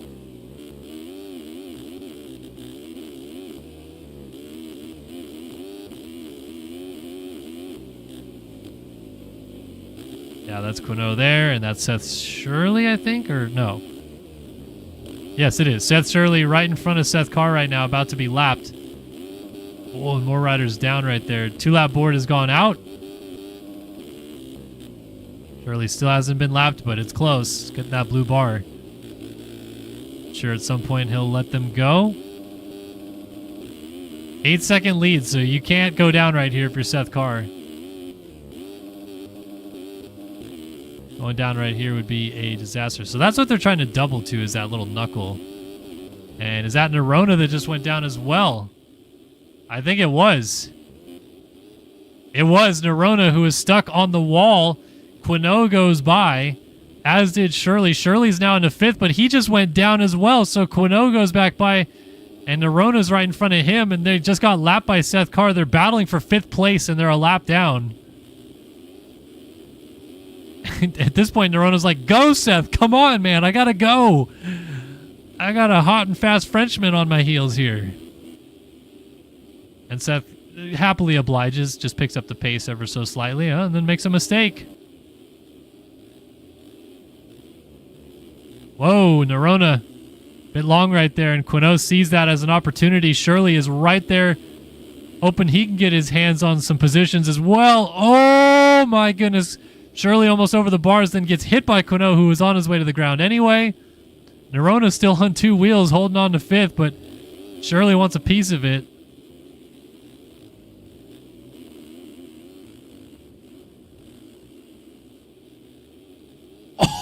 Oh, Caleb Hall just died in the background. Oh, just nose picked the landing off that double and absolutely murdered himself. All right, white flag is about to come out for Cars. Shirley almost makes that pass stick on Nerona. And mind you, they are still not that far behind Castellaneta. They would love to have a shot at going to get the number 8 machine just up the road. Shirley is working Nerona, though. Every different angle he can possibly think of. Inside, outside. This time launches over him and makes the pass stick to go back into 5th. So Castellaneta down the back straightaway. If he has a slide out or fall, Shirley could be there to still get into 4th. As there's Carter, just the loneliest 3rd place you'll ever see. He's 40 seconds behind T-Lang and 50 seconds ahead of Castellaneta. That is the definition of lonely on the racetrack. He's got nobody near him. And Lang, to his credit, has kept Carr within reach this entire moto for everything that Seth has done this moto to just put a massive gap on the field. He has not gotten that far away. Dominates everybody else but T-Lang. Just refusing to let it happen under his watch. Shirley's trying to get back by Seth Carr, or at least push him so that he can maybe still have a shot at going to get Castellaneta. It's all single digits except Seth Carr, but of course Seth Carr, newly crowned world champion, will probably pick something singular digit area for the EU series. Oh, jeez. Big off for Shirley. There goes that attempt. So now it's Carr's turn to bring this thing all the way home. 7 seconds still back to T-Lang. He can't take his foot off the throttle just yet, but he'll be able to cross the finish line and know that this thing is in the bank.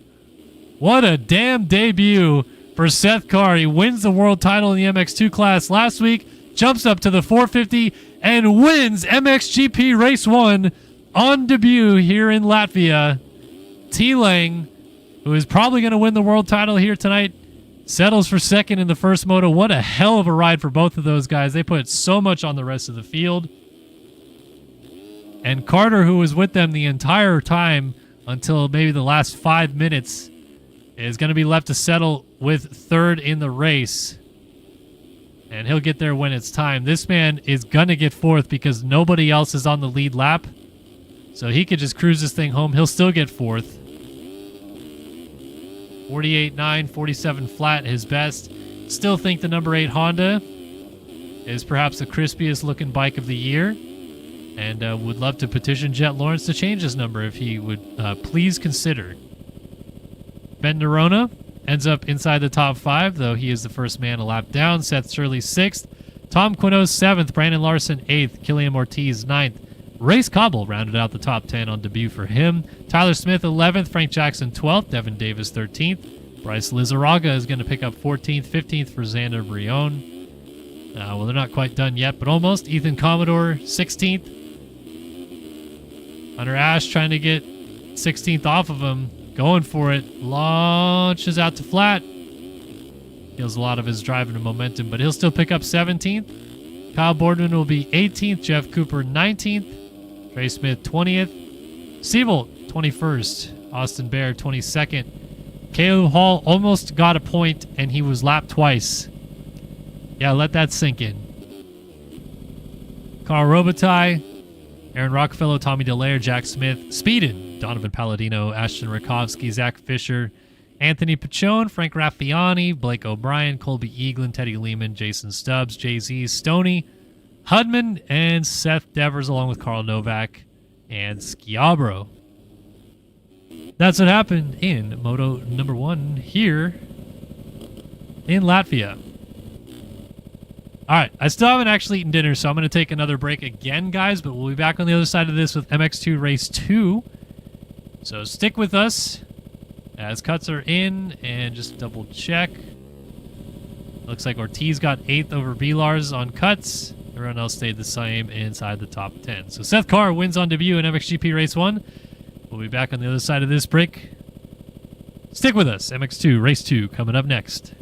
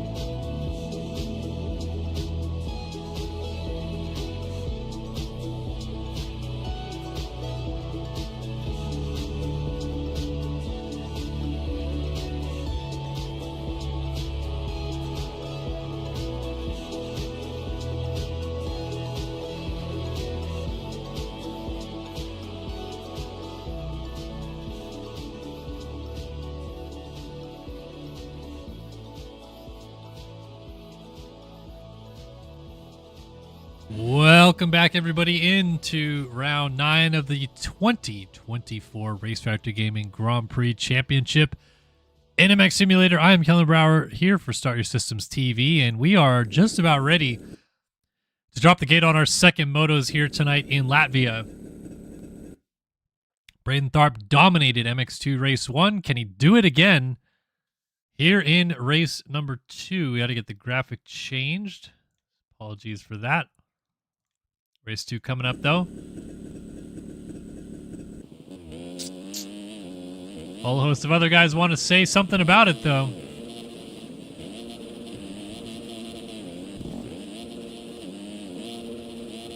But Tharp forced to be reckoned with, especially off the gate. I think it was Cepeda that hole shot last time, but we're running back.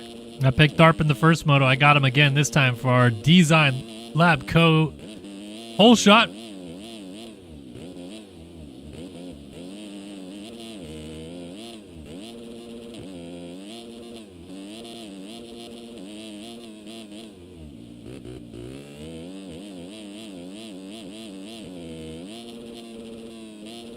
Jack Gatlin wants to obviously factor into this one as well.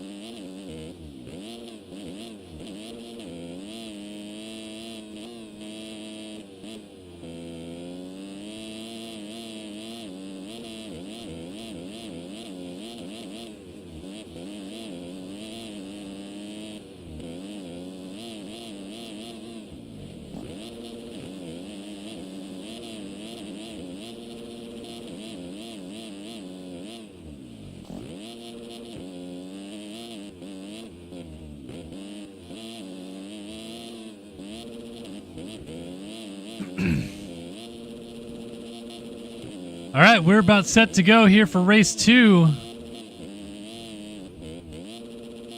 Waiting for that re-stizzle, and we are just about to start this thing off. Here we go.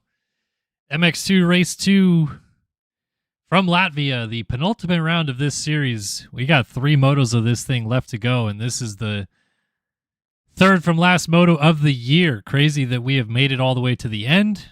Of course, SMX still coming up, but at least for the Nationals, we've streamed 11 Nationals, and this will be our 8th GP stream, so it's been a minute. All right, here we go, folks. MX2 race 2 is on the gate. 30 car to sideways, revs are up. Gate is down. We're off and running. And I did not set the timer. I apologize, but into turn number 1, it looks like Jack Mark sticks a nose out first, and he's going to get the Design Lab Co. hole shot. Jack Mark into the race lead to kick things off in race 2, and exactly what he wanted to get this time through as well. Caden Speck's got a good jump. Lucas Brune, Ryan Chowsey's up here, Cepeda, all these guys jockeying for positions. Don't see the 5 of Tharp yet. Our Moto 1 winner looks like he's in about 14th spot. Jack Mark has the lead, but these guys are coming after him right away. Caden Speck and Brune side by side out to the back section of the track, and Speck lays it down. Exit stage left off the track, going to lose a couple spots. Oh, Jack Mark's down. Our leader. Must have landed hard right there and had an insta-legs based on position of that uphill, and he's going to watch a lot of the field go by, including our fastest qualifier, Lucas Brune, taking over the race lead, which is not what a lot of people wanted to see, but hey, you know what?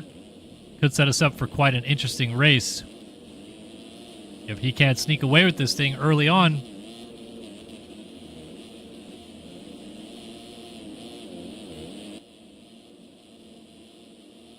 So it's Brune from Chowsey, Cepeda, Speck, and Tharp already up into 5th place. That's the bad news right there for everybody else. Braden Tharp dominated the first moto and did not get the best of starts this time, but made quick amends as he actually does a little off-track excursion right there, his best Enduro Man impression.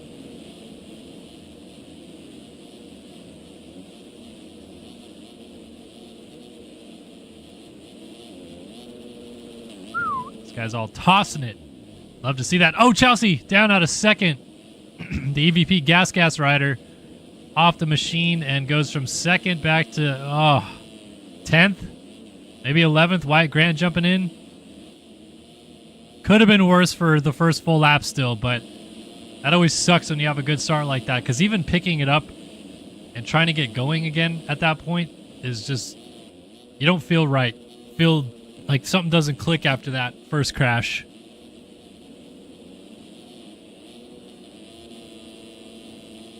So Bruin's trying to get away. Meanwhile, we got a battle brewing for P2 on the track. Cepeda, Caden Speck, and Braden Tharp lining up.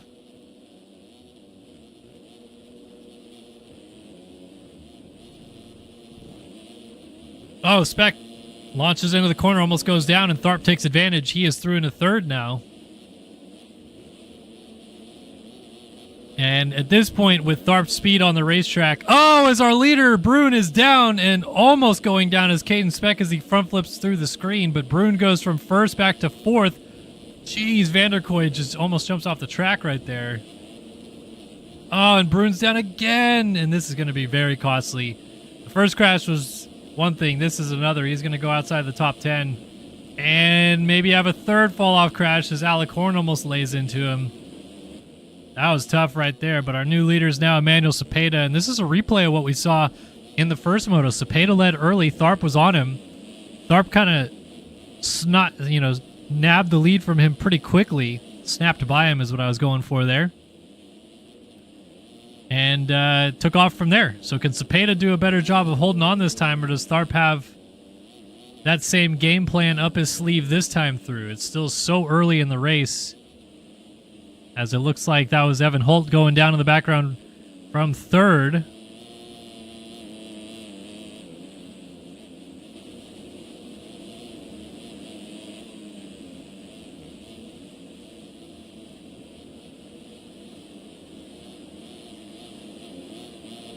So Cepeda and Tharp are just two peas in a pod finding each other out front here once again. Here it is, though. Inside move for Tharp. Pushes Cepeda out. Takes the race lead. And he is setting himself up for a 1-1 sweep here today in Latvia with the speed that he's showing, the tenacity early in the race to not falter with a bad start. He went from 14th place on lap 1 to be leading on lap 4.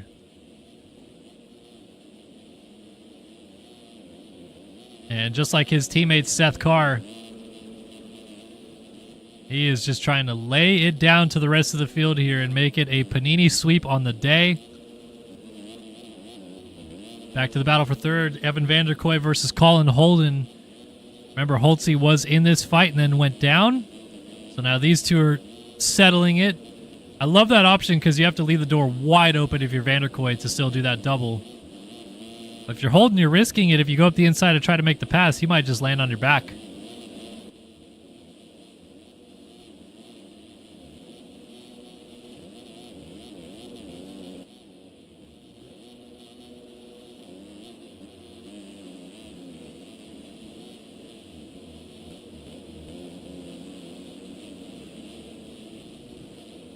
Holden looking for some opportunities, left, right, and center. Hasn't found a nose just yet, but this might be his chance. Vanderkoy loses the exit on the rut. And Holden takes over P3 on the racetrack. He has stepped up to the plate when it comes to securing second place in this championship. And granted, Tharp still stands a chance, but Holden needed to not blow it either, and he's not doing that at all tonight. He is riding terrific. As new fastest lap of the race, Braden Tharp lays in a 1:48.203 at the front. My oh my, this man is on another level in this 250 class since his teammate moved up. They got nothing for him right now. Back to the battle for fourth now. Vanderkoy back into the clutches of Hayden Stevenson. Actually, battle for sixth is really good. Holtzy alongside Ryan Chowsey. This is going to be a drag race up the hill. Chowsey's got the momentum. Holtzy's got the line. And Holtzy uses his positioning to chop across and hold position, at least for the moment.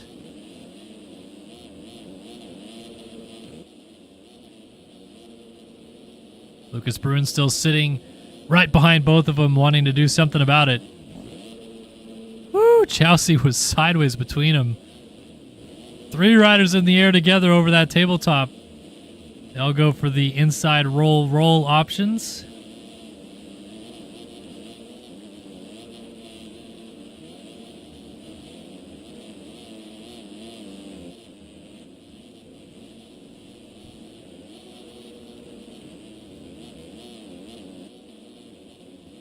Actually, a pretty good battle between Stevenson and Vanderkoy brewing up ahead of them. Thought that battle behind them was going to be the good one, but Stevenson has some other ideas out here at the front of the field. And he is going after Evan Vanderkoy right now. Trying to make something happen. It's funny how that jump works out. It seems like, oh, he's pulled up alongside of him, just needs a good scrub. Well, he did scrub it well, but Vanderkoy, because they can ride the wall up alongside the face of that jump, they can stay a little bit lower because of it.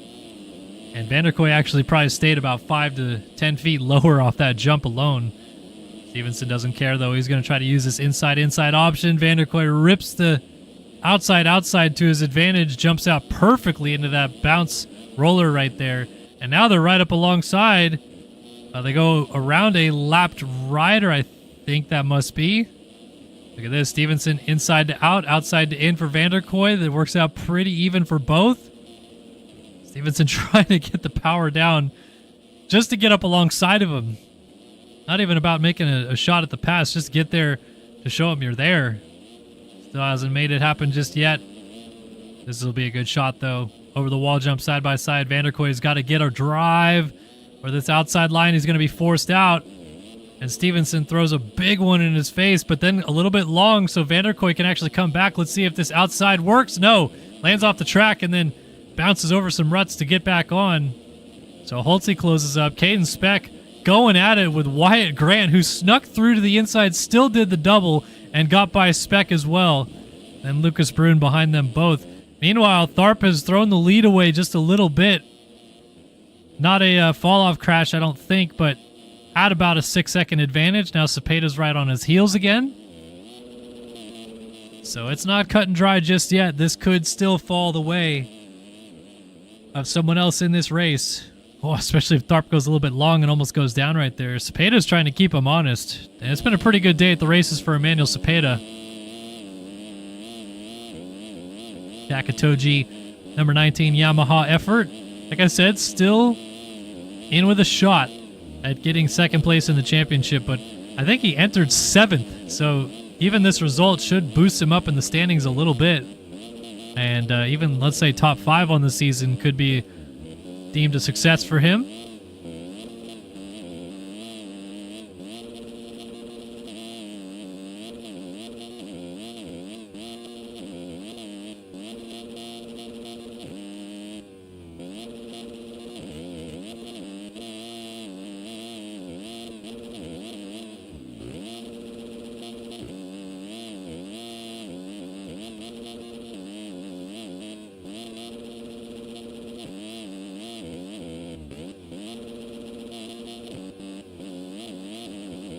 Look at that.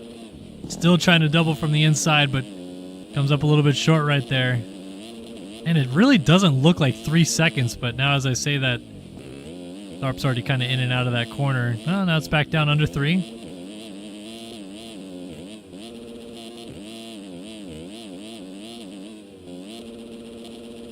It's crazy how gnarly this track already looks 10 minutes in. And there's only 33 guys on the track this time. Actually, 31 now. I think 2 have already called a moto. Jack Mark literally hole shot and is out of this race? Oh dear.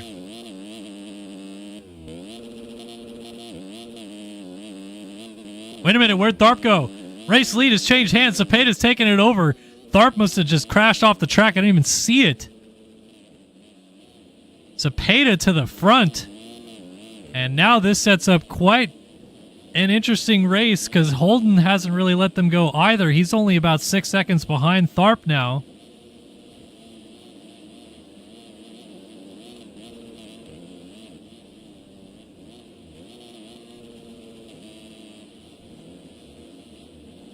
So now it's Cepeda's turn to lead. 150.093 last time by. Just barely slower than his best. And remember, he was second in the first moto. So think about being second. Now he's leading. He's in a position to win the overall as it runs. And this could do so much for his quest to finish second in the championship here tonight if he wins this Grand Prix.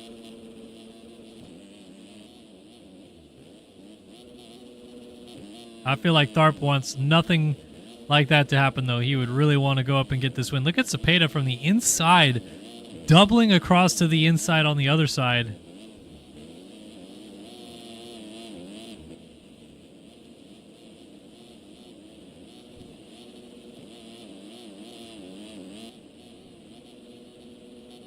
Four-second lead now over Tharp. Actually opened it up a little bit. He looks good, too. He's hitting his marks. He's in the flow. He's not making little mistakes. He's just steady. He doesn't look flustered at all by the situation, which is a lot. A first-ever Grand Prix victory is nothing to lay your head over about, let alone a first moto victory, I think, of his entire career. Although I don't have Lane Burks here with me tonight, so I can't say that for sure.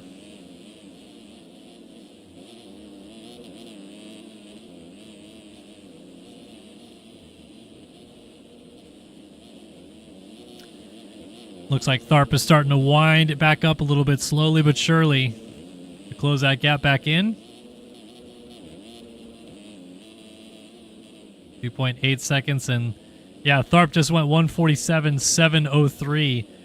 49.1 out of Cepeda is his personal best. And even Hayden Stevenson laid in his personal best now in third. Let's go on board with Tharp and see what he's looking at. He nails that double into this corner, just lands on the gas. Oh, man, he's going to catch him pretty quick here at this rate. These guys are all by themselves. No lappers for a little while here.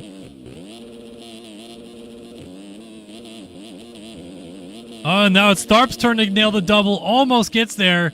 And now we got to race for the lead. Look at this. He's just going to use this outside. Let's see if he can rip it into the lead. They gave it the old college try, but not quite just yet.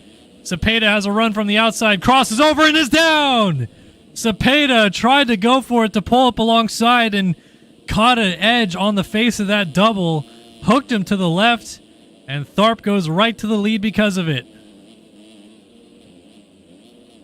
Well, there goes the battle, and is that the end of the war as well? We will soon find out. We still have 15 minutes left of this race to go, but Tharp has got himself a fall-off crash in his back pocket if he wants it, and lappers are about to come into play here, so he's definitely going to need it to not get hung up too bad. Meanwhile, fight for third is still on. Hayden Stevenson and Colin Holden going at it right now.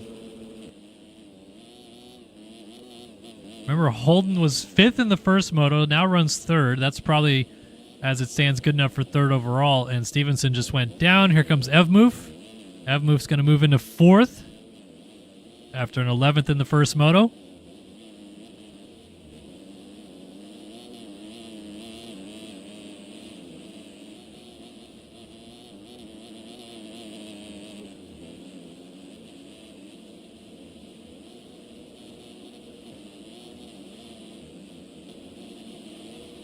Evan Holt in 6th, Wyatt Grant 7th, Ryan Chowsey 8th, Lucas Bruin 9th.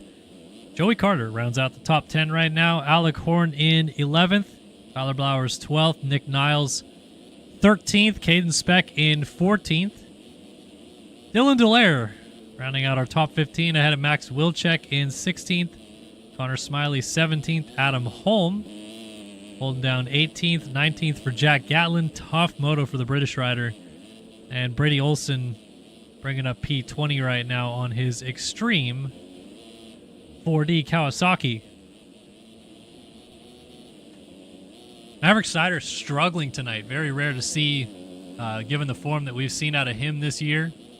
Remember, I think he got 3rd in the National Championship. Rookie of the Year as well, as he goes for a bit of a ride. Brady Olson just went down. Adam Holm just went down. Jack Gatlin goes down. What in the D class is happening out here?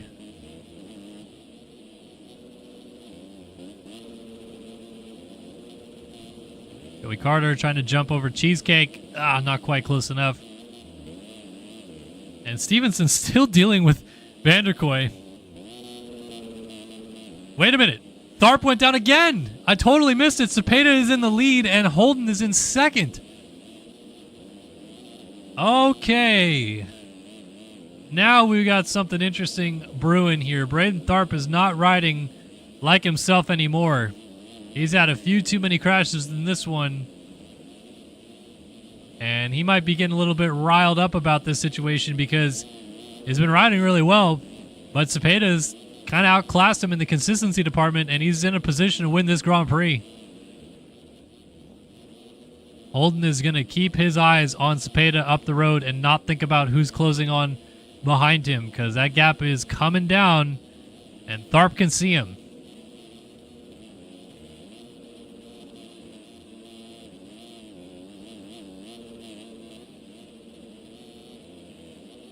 .4 Holden to Cepeda, and another about 3 seconds or so back to Carr. I don't even know if it's that.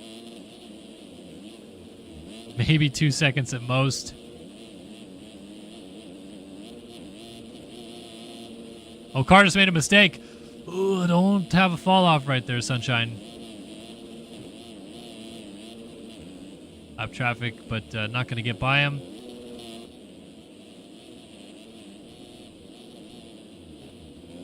So Cepeda is now going to navigate through all the lap traffic out front, all by his lonesome for a little bit. But Holden's actually closing that gap down, 3.9 seconds. It's coming down slowly, but it is coming down.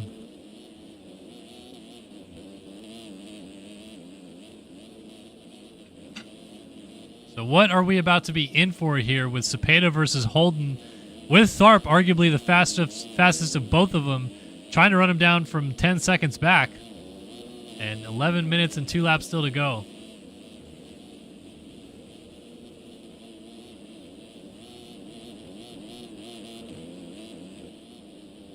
I think if you're Cepeda here, you're just like, please don't let the lappers be bad. So far, pretty steady amounts of gaps. He's going to hit one cluster of lappers. Otherwise, they're kind of spread apart.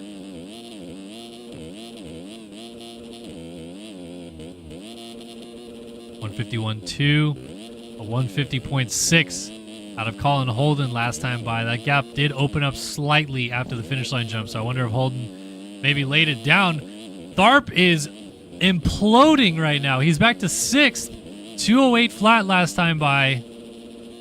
This isn't even about the moto win anymore. It's about him maybe even not getting on the box if things don't come together a little bit better here.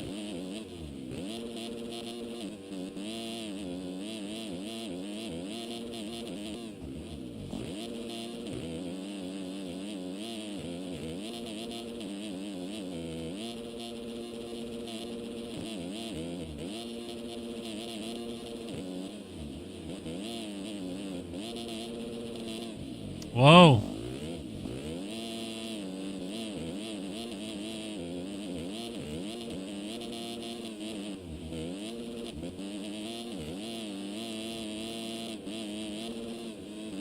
Sticking with this camera for just a minute because it's just, I feel like you get a better sense when you have this camera at the intensity in which he's riding at.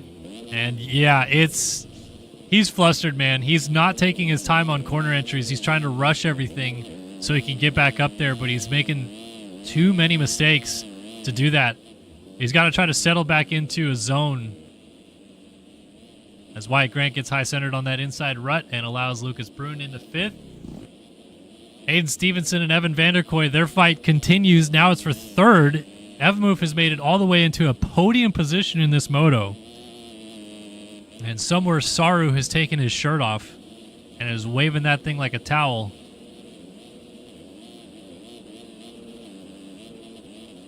Vanderkoy bouncing through the bumps up and over the finish line jump. Got 8.5 minutes left to make this thing a reality for this moto at least, as Colin Holden works his way around a lapped rider. 164 of Hunter Deischer running in 22nd place. Pretty good run for him there. And then you got Cepeda, still 3.4 second lead. 51.4 for Cepeda last time by. 50 flat for Colin Holden.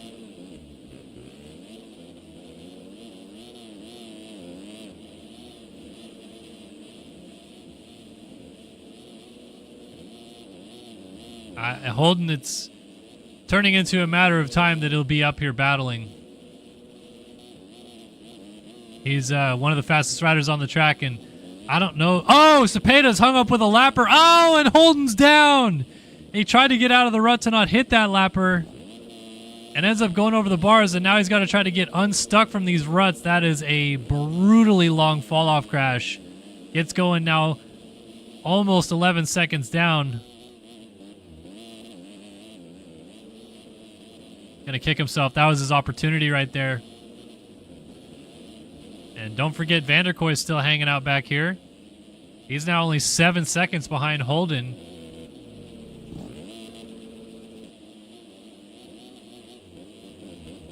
I wouldn't put it past Evmove with his consistency to hang out up here long enough that if these guys have a couple more crashes, he could be knocking on the door for a moto win as well. And all the MX bike stands are going to be having a day. They're going to be stoked for their boy Evmove.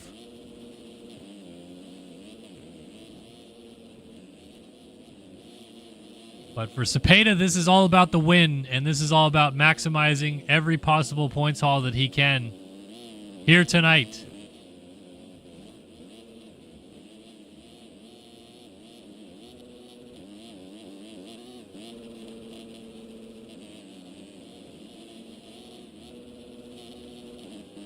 "11-second lead over Colin Holden."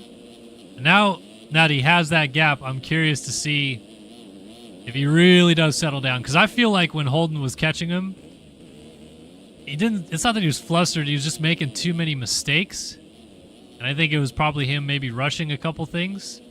Now he looks like he's a little bit more fluid, stylish, comfortable. Maybe is the right word. Use whichever adjective you want, but the reality is he's going fast, and he's going fast enough to hold on to this lead to the end if he keeps his pace up. 6 minutes and 2 laps still to go from a massive moto win, Grand Prix win. And I don't know Cepeda, but I feel like enough people know him that he seems like a good guy. So perhaps this could even be a bit of a popular win as well.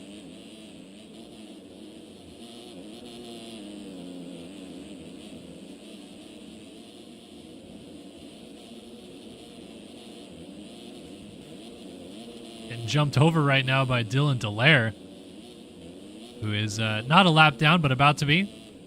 Lets him go. That is 19th place on the track right there for those keeping tabs at home. Dylan Dallaire running 19th.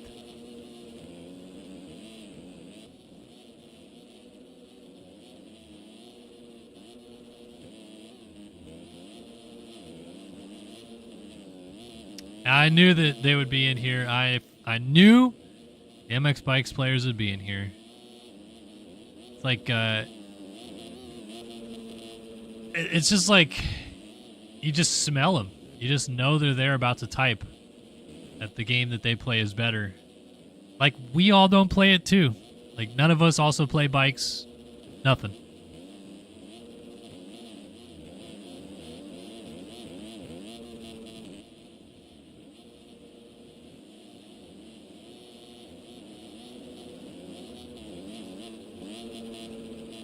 Lucas Brun is starting to reel in Evan Vanderkoy for third. Evmove is really hoping he holds on to this position. There's just something that sounds so nice about third in a moto. Especially when I know Evmove, he tries every week. Get those results in, man. This time got a good start. He's actually charged his way to this position, so that's pretty good on him.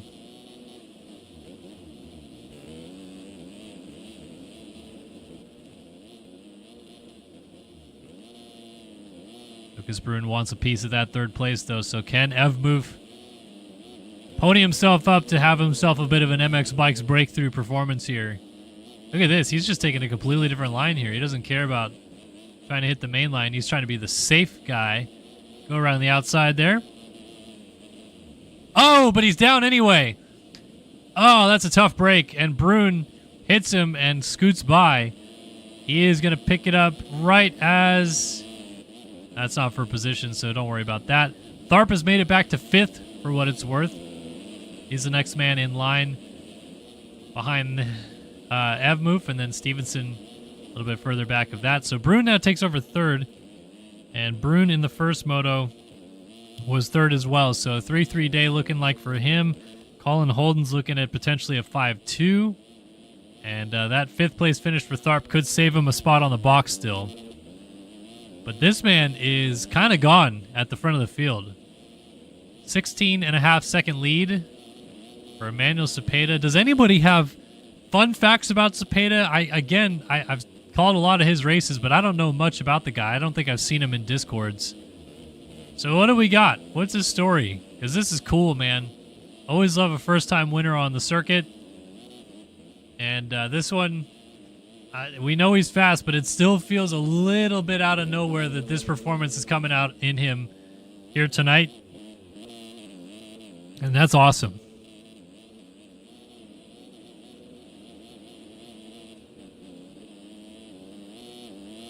So probably 3 laps to go this next time by. I mean, definitely 3 laps to go. There's no shot he runs a 1:30 something that he's going to need to get back to the flag again. So 3 laps to go this time by. 29-second lead. This is a dream ride. If you're in his shoes right now, you're like, this is not happening. There's no way it's come together this simple at the end. To be 30 seconds ahead of Holden. No way. But it is. That's the reality. That's what's happened. Got himself a 30-second lead on the field. And now it's Holden's turn to try to keep Lucas Brune at bay. Easier said than done for our fastest qualifier, charging through into third now and setting his sights on Holden.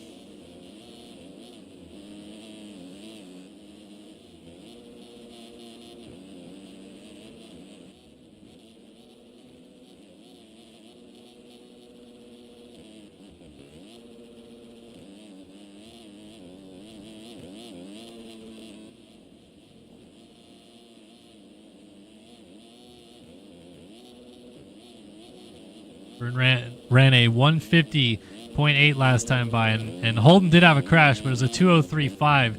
So even without a crash, you're looking 153, 154 range. That's a 3 or 4 second swing. Brune knows that the speed will get him there, but it's more about getting there and trying to make the pass happen as well, which is perhaps easier said than done.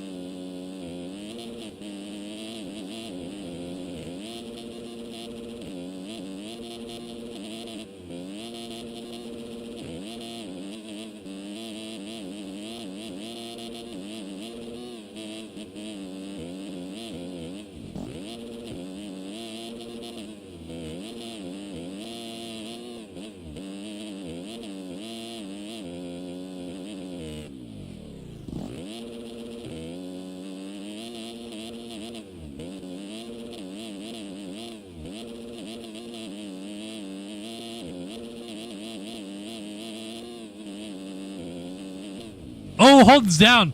Holden is down in second. Did he get together with Dylan Dallaire? That's weird. They're both down together. I can't tell which one of them started it. But Holden goes down and Brune goes by. So now it's a 3-2 day for Lucas Brune and a 5-3 day for Colin Holden. Tharp is still in a comfortable 5th. So that should be enough for second overall as it stands, as Cepeda now has the 2-lap board, 30-second advantage over Brune. Actually, Tharp has moved up to...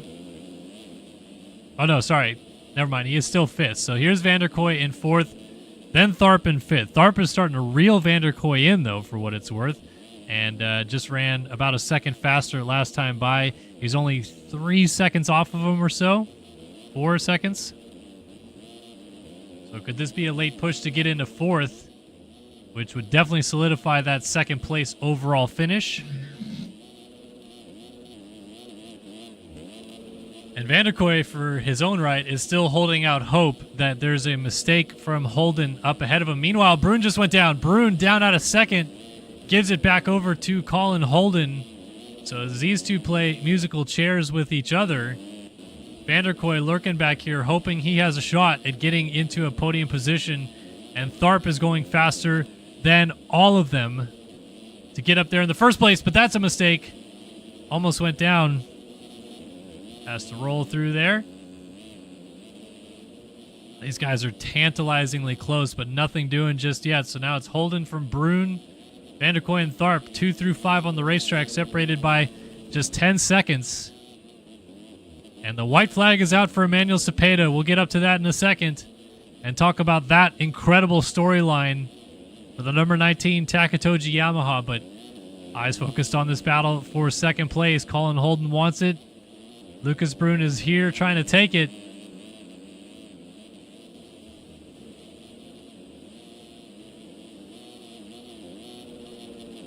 It looks like Vanderkoy is actually dealing with Tharp, putting the heat on him for fourth now.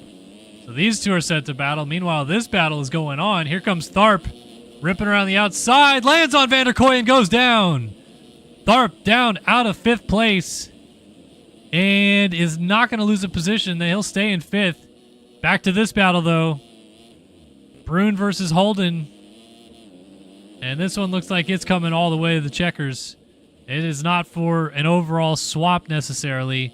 I think Brune's 3-3 still gets him P2 overall. But he wants so badly to get second in this moto. Maximizes points haul. He's going to go for the double. They both go for it. And they kind of cross over each other. That could have been worse. Woo, hopping out of that inside line. Get a fresher run to this middle. Doesn't quite work. Gets a little bit wayward. Sliding. And Holden gets a small advantage, and let's see how well he utilizes this one. He's got a gap. Now he's got to bring it home. Meanwhile, 2 or 3 turns left for this man. Stand up at home, folks. This is a feel-good first ever Moto win and Grand Prix win all together. He was second in the first Moto. He entered 7th in the championship here tonight. But for the first time in his career, Emmanuel Cepeda is a Grand Prix winner as he wins race 2 here in Latvia to take the RFGP of Latvia at Kegums. And he looks thrilled with himself. Meanwhile, this battle for second is coming all the way to the flag. Lucas Brune throws it in, giving it every last ditch effort that he has. Launches the wall jump, lands on the rear tire and goes down. Colin Holden takes P2 out the line. Brune is going to be left to settle with 3rd in this moto. But a valiant effort nonetheless. And Evan Vanderkoy brings it home 4th. An 11-4 day for him. Tharp is going to go 1-5 for 3rd, I believe. Or maybe that's actually still 2nd. I don't know the math for sure. Aiden Stevenson going to pick up a 6th. Whoa, camera's going wild for Wyatt Grant getting 7th. Ryan Chowsey 8th. Alec Horn 9th. Max Wilczek, looks like he'll round out the top 10 just ahead of Evan Holt. Nick Niles in 12th place here. Caden Speck, a lonely 13th. He's the last guy on the lead lap. Tyler Blowers, a lap down in 14th. Adam Holm 15th. Joey Carter 16th. Ryan Swanson 17th. Jack Gatlin 18th.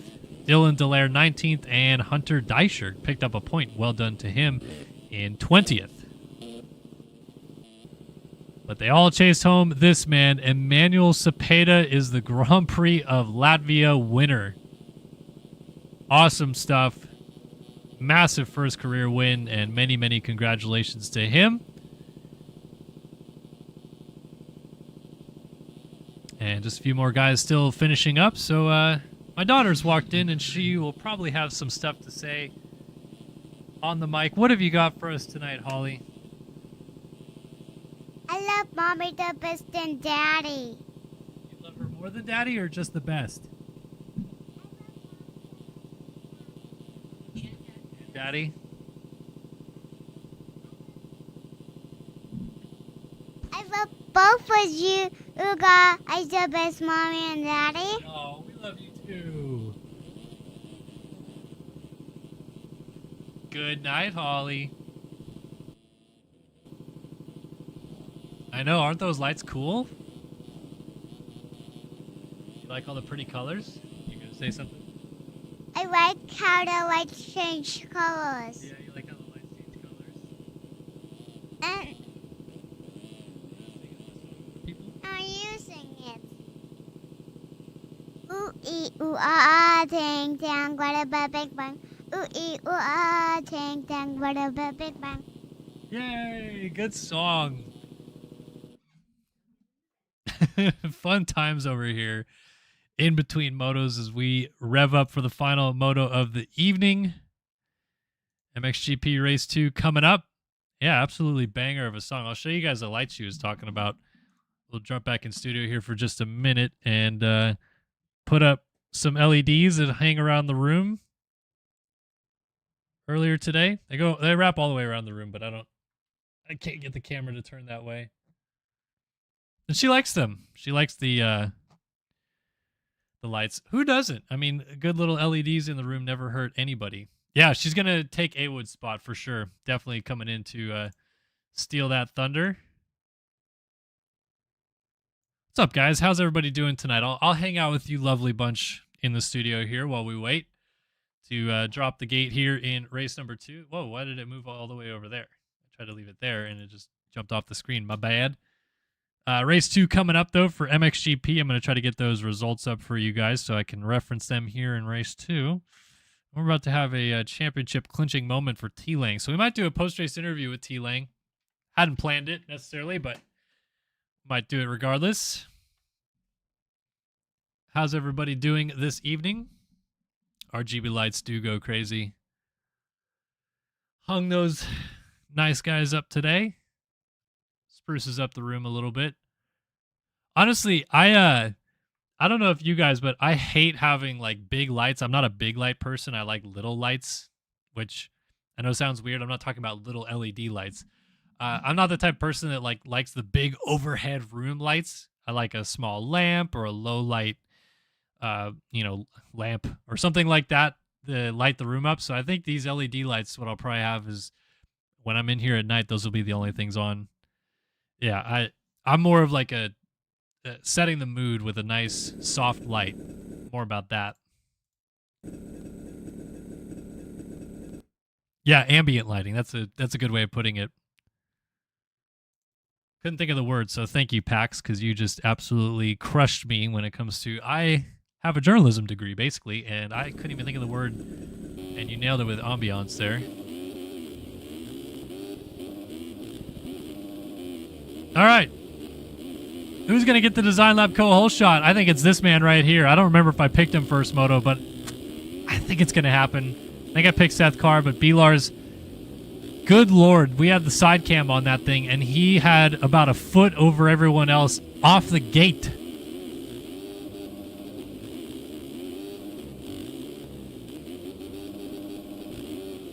So let's see if he can't do it again here in Moto 2. I got a feeling he can. He's pretty damn good at this stuff.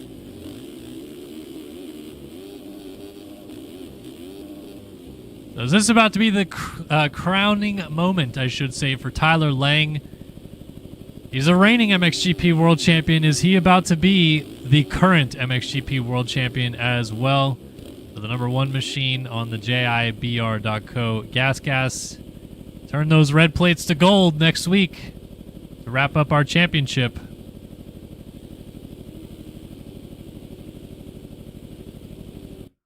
Here we go. Final race of the night from Latvia. MXGP Race 2 coming up, and it is about to be at least the possibility of a championship clinching moments. I believe he was 64 points up on Colby Eaglin, 61 points up on Braden Castellaneta entering this moto. So he needs to pretty much just outscore them or be close. And he wraps up this title around early. I want to try to find where is our man. Well, we'll just go on board with Seth Shirley down the inside. Who's going to get the whole shot? Race 2 is underway here in Latvia. Pretty good start for Seth Carr. It's going to be tough to beat that as he gets a nose in there first, pushes everyone out. But up the inside, Braden Carter's trying to get there alongside of him. He wants to take the lead right away. Carr down the inside gets the lead. And it was the Design Lab co-hole shot 2 times in a row, I think, for Seth Carr. Actually, B-Lars got it first moto, but Carr took the early lead, launching out to the finish line jump. And off to the races he goes. It wasn't quite the sweep his team was looking for tonight as teammate Braden Tharp kind of imploded, but we've got ourselves set up for another Braden Carter-Seth Carr battle at the front. This time, it's not going to include Tyler Lang. He's 17th over the line at the end of lap #1, so tough break for him. It looks like officially I'm trying to find Colby Eagland in this moto. I am not sure he started this moto. So Colby Eagland's World Championship quest might be over. It might simply be down to what Braden Castellaneta can do. I can tell you he's behind T-Lang right now in 20th place. 21st, actually, as Lang has moved up to 15th. But they're all chasing this man. Seth Carr. Whoa, that's a little bit wayward for the number 38 out front. Lizarraga taking over second. Braden Carter slipping backwards a little bit. And our man, Emmanuel Cepeda, joins us in the Twitch chat. First overall win, and he is stoked. Says, let's go! And he's got to feel it, of course. First win done and dusted, and that is a huge one. Many, many congratulations from us to him on that breakthrough first win of his career. That's awesome. Feel good story, like I said. There's still stuff to race for, I'm telling you, people. I know that we got a light amount of viewers here tonight. Not too many people hanging out and watching, but the core of you guys that are here, I feel that. I appreciate y'all. Either way, there's still some good racing and some good storylines to gather from this, like Emmanuel Cepeda winning a Grand Prix. How about right now, Seth Carr on his MXGP debut might sweep. This is perhaps one of the bigger stories in Sim that we could talk about, because Carr has been dominant in MX2 this year and, of course, won the 250 National Championship. I don't know if he's wrapped up the EU Championships or not yet, but regardless of which, he's probably going to win everything on a 250 this year, except for the NA Supercross title. And if this is what he's bringing to the table on a 450, look out. Braden Carter, Alexis Leclerc, Colby Eagland, Tyler Lang, you have all been served notice here tonight that Seth Carr means business on a 450, and it could be big time in 2025. Dude is on rails. This battle for seconds going off between Lizarraga and Larson. Larson a mistake, and Lizarraga takes advantage and then goes down in front of them. So Larson goes by with Cobble and Carter.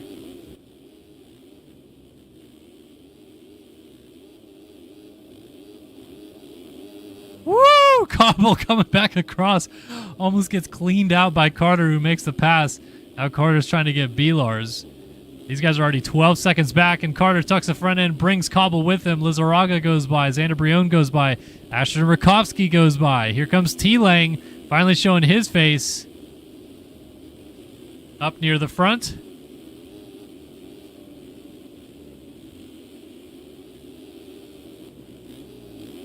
So T-Lang and Carter find each other on the same stretch of racetrack again, but this time it's a battle for 7th, which neither of them were hoping to have in this one. They would have preferred to start with or in front of Seth Carr. Get up there and mix it up with him.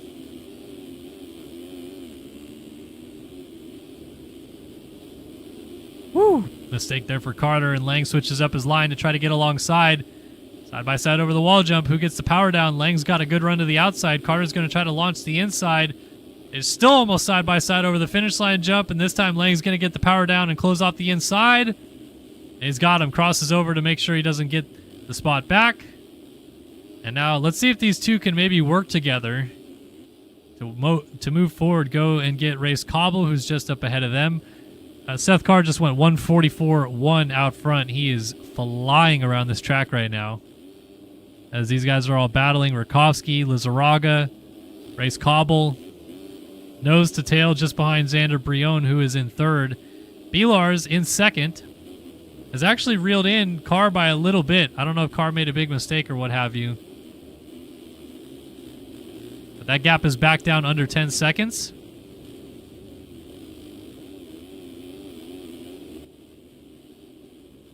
Oh, B-Lars down. And he is going to watch a lot of guys go by because they're all in a freight train.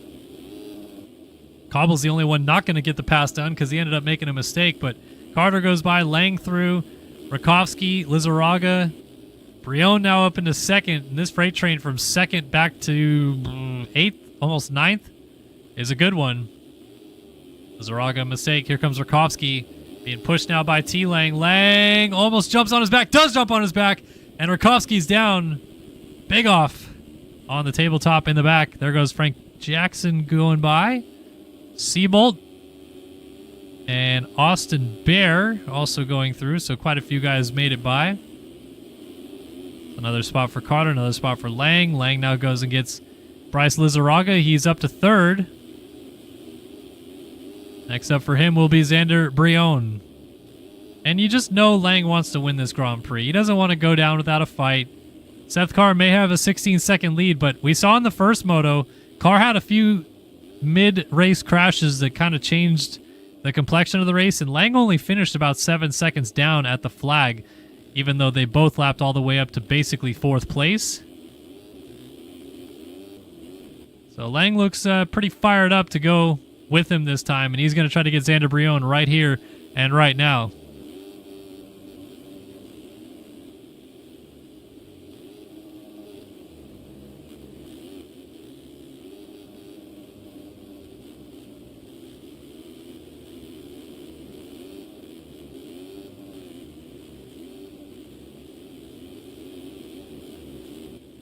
Yeah, I mean, I am not thrilled that Carter's using Lang skins, but to be honest, I think I accidentally deleted the Phil's pack anyway. And at the end of the day, Carter is a single-digit guy riding a single-digit bike, so it kind of stands out, and it makes sense.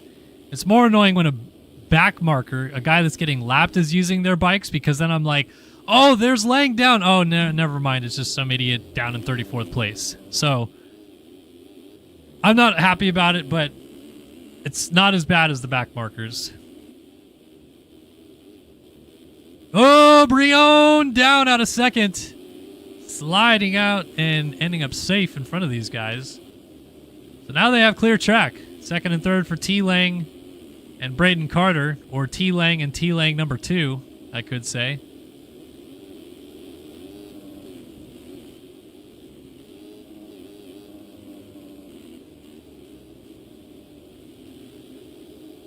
I've always actually, I might do that this week. I meant to do it a while ago, but I might do it again this week, as a means of kind of making fun of how many riders Star Racing Yamaha has. I wanted to do a demo race where it's nothing but default Star Racing Yamaha riders,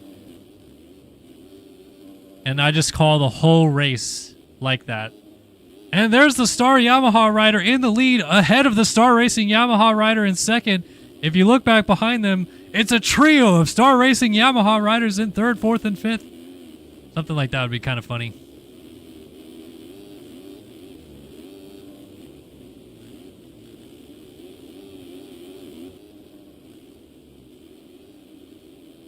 Tell you what, we got ourselves a bit of a race brew in here because Seth Carr crashed again. It is now just 5.9 seconds. And T-Lang went 46.8 last time by, and he still has clean racetrack. He's starting to wind it up. Still doing this big double right here.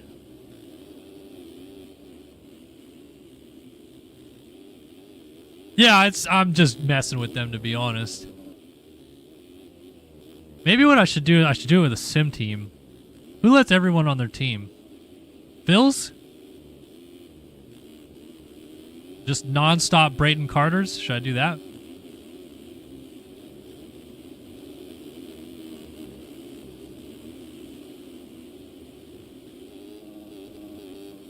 All right, so 150.6. What does T-Lang go this time by? 144.3. Hey, oh, we got ourselves a race a brewing here in MXGP Race 2. Any of you guys ever have the belt that, like, it's a belt, but it clicks in like a seatbelt? I don't know, when I was younger, that was like a thing. Like, everyone had, like, the seatbelt belts. So when I think of telling people to strap in, we have a good race, I just, for whatever reason, think of that seatbelt belt. Goes through and then clicks in like a buckle. Maybe I'm just dumb and that was a weird millennial thing. Again, very possible.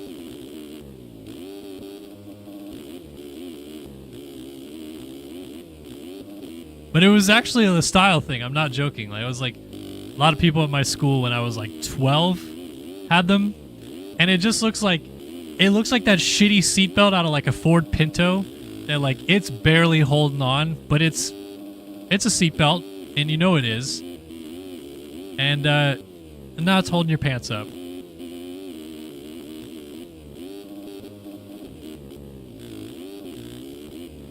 golly, Seth Carr has clicked into another gear.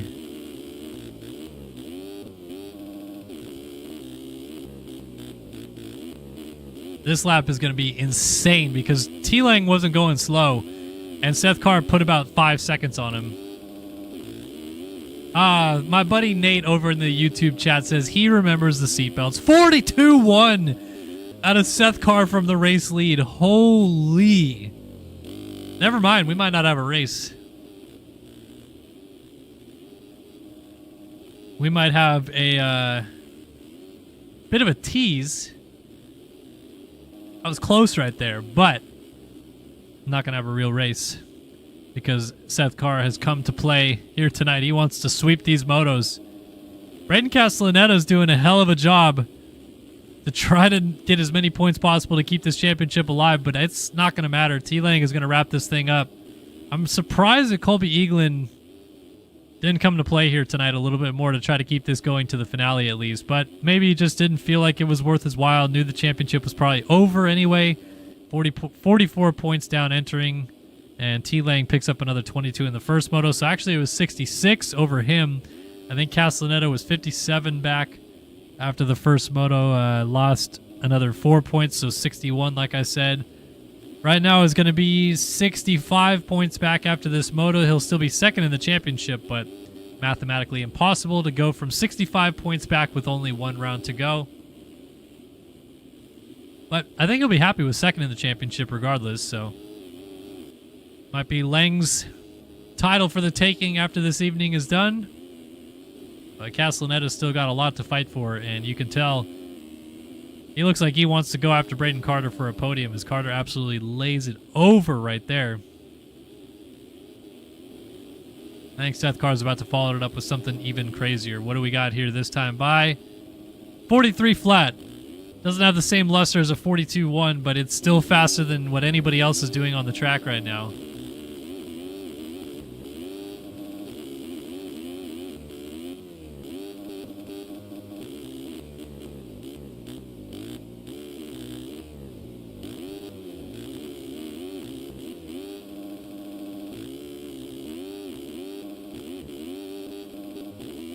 And to be honest, at this point, I just don't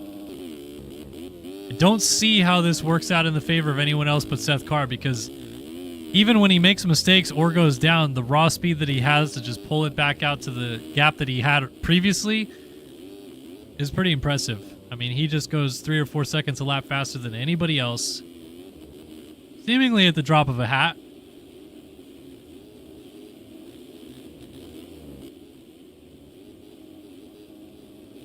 Yes, sorry. The checkered Vans belts were also a thing in my day, but honestly, that was more of like if you were a skater, you wore those, or like a emo slash goth kind of was a thing too with the checkered belts.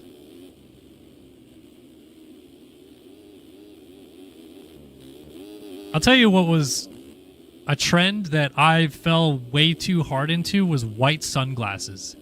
I had a lot of white sunglasses when I was like a teenager, 13, 14 years old. God, I thought I was the shit. I don't know what I was thinking.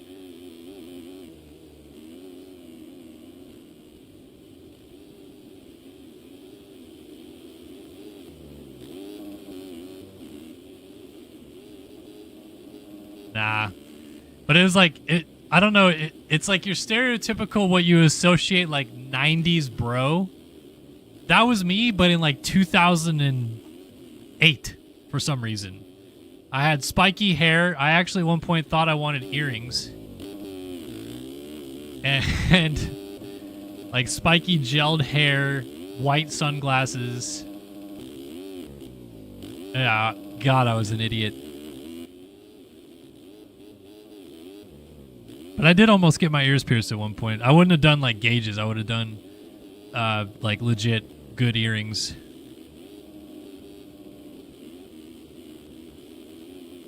Pretty much. I wanted Chad's hairdo. The spiky hair, the diamond studs. And yeah, he did wear a lot of white sunglasses. Apparently, I'm just realizing I wanted to be Chad Reed.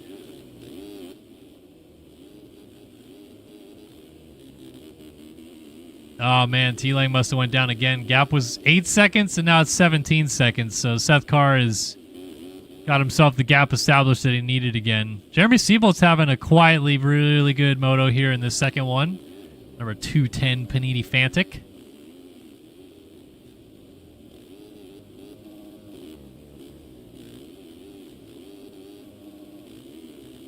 Oh, man. Cepeda saying when he got the game, he watched our online play at Unadilla, and he was looking for the KTM team pack. I mean, honestly, I could send you that KTM team pack tonight if you wanted. I still have it. It was our SYS racing team that year in 2016. It was literally me, Jeremy Hinters, and Nathan Zaworski. We were the only people on it. And, yeah, I still have it. Honestly, I could probably load up the race or the game after this race and just have those skins on. And I remember that online play. I think it only has the number 52, 14, and 68 on the bikes, though, because those are our numbers at the time. Obviously, Hinters was career number 14. So actually, that means that 17 would have been on the bike. No, what number was I in 2016? I guess I didn't have a number. Oh, no, I was number 52 in 2016. I forgot about that. I earned it in 2015 by racing outdoors only, I think, or something like that.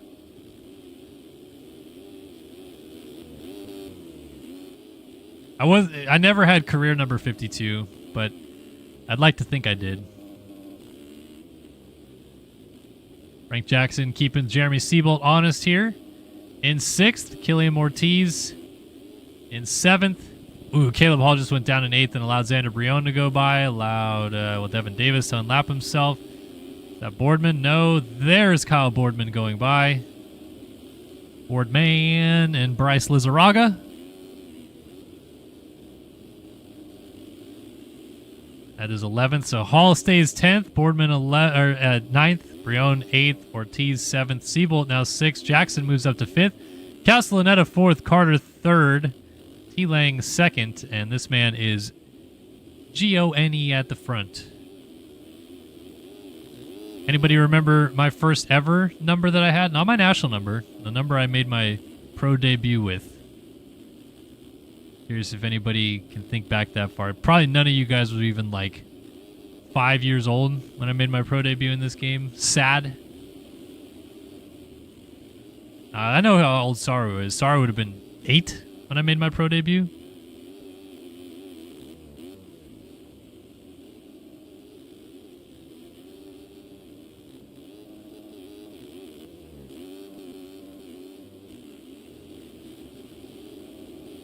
Oh, born in 09. The pain. My pro debut was in 2012.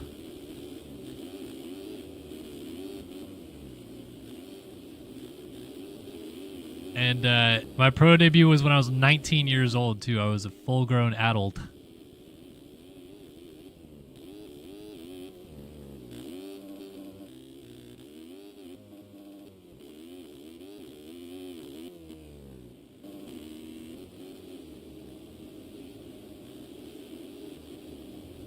For real, Yamaha. Golly, man.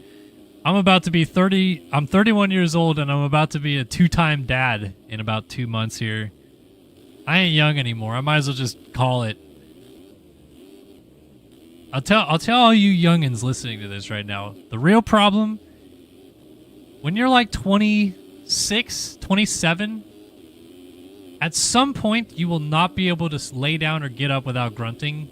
And it's over after that. You might as well just go ahead and buy yourself a cane, because that's where it ends.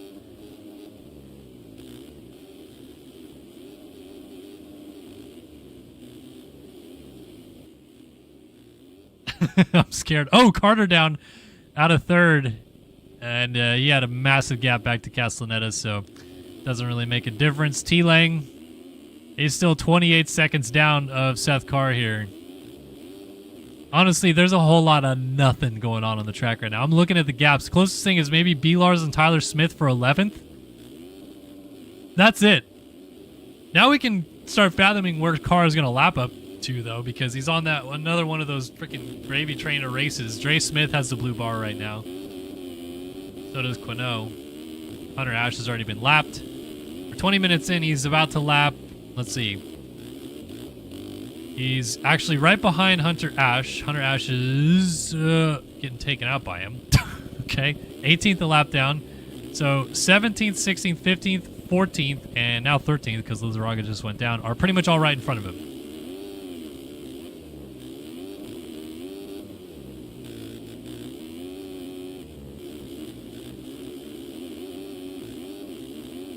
You went pro when you were 10 in MX bikes? Is there... So, actually, someone tell me about bikes here for a second. Is there an age rule? Because in Race Factory there is. You cannot race these races if you're younger than 13. Wow. Interesting.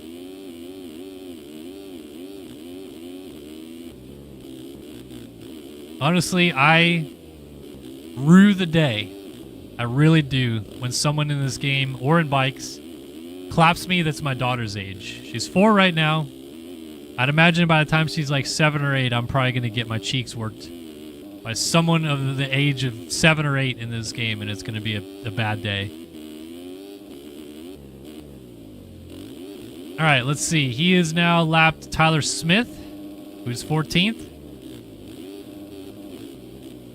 And just lapped Tom Quino, who's 13th. 8 minutes plus 2 laps still to go. And let's see, how far can he get up to? B. Lars has got the blue bar. Seth Shirley. Shirley doesn't want to be lapped. Like, you can almost tell it by his riding. Where's third on the track right now? Carter and Castellaneta. Possible. Honestly, he's only about 7 corners behind them, and if they get together and start battling each other, he could get there. Frank Jackson still probably in play. Ortiz, Brion definitely sitting ducks. They're only 2 corners ahead of him. Seabolt, Boardman, Hall, and then Shirley is the last guy on the lead lap right now. But you can see that bike in the background. Finally, blue bar now being shown to Seth Shirley. Like, I'm sorry, Seth, but getting lapped twice by the MX2 World Champ, this is not a good look.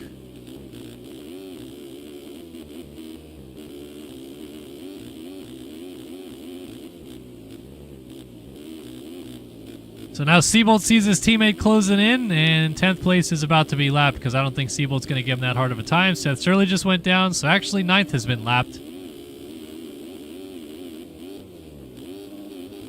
And now Seabolt working with his teammate to just, I don't know, charge off into the distance or something. Honestly, kudos to Panini because they've made Liat gear look pretty sick this year. And Liat, I've always actually thought was kind of underrated. But some of these kits have been absolutely legit. And well done to them because I don't think anyone would have picked a Fantic Liat combo to be absolute fire, but it's pretty heat. All right, Caleb Hall, last guy on the lead lap now in 8th, and Seth Carr going off that tabletop in the background right there. And Brion just went down in 7th, so then he'll be not that far away next. Ortiz, Frank Jackson, Braden Carter. Castellaneta did get around Braden Carter. He's now 3rd. And that pit board on the bottom left doesn't deceive you. He's 42 seconds behind Tyler Lang in 2nd. And Lang is 30 seconds behind the race leader. So from 1st to 3rd, you're looking at whatever 28 plus 42 is, 1 minute and 10 seconds. Yeah. That's a lot. Lang jumping off the track right here. See, if that was me right there and I jumped off the track right there, I would have died. I would have hit tough blocks and died. He gets a little high centered on the ruts. Like, he's going 42.7 still. He's just putting in quality laps out front. Laps I could only dream of. And he's just doing them no problem in the lead. His suspension looks dialed in. This man's cooking. Is this about to be another one of those ridiculously good laps?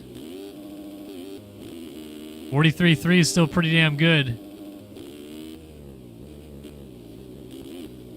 So Caleb Hall has been put a lap down now. That was P8. Xander Brion just up the road of that, battling with Killian Ortiz, and there's only about to be 5 people on the lead lap.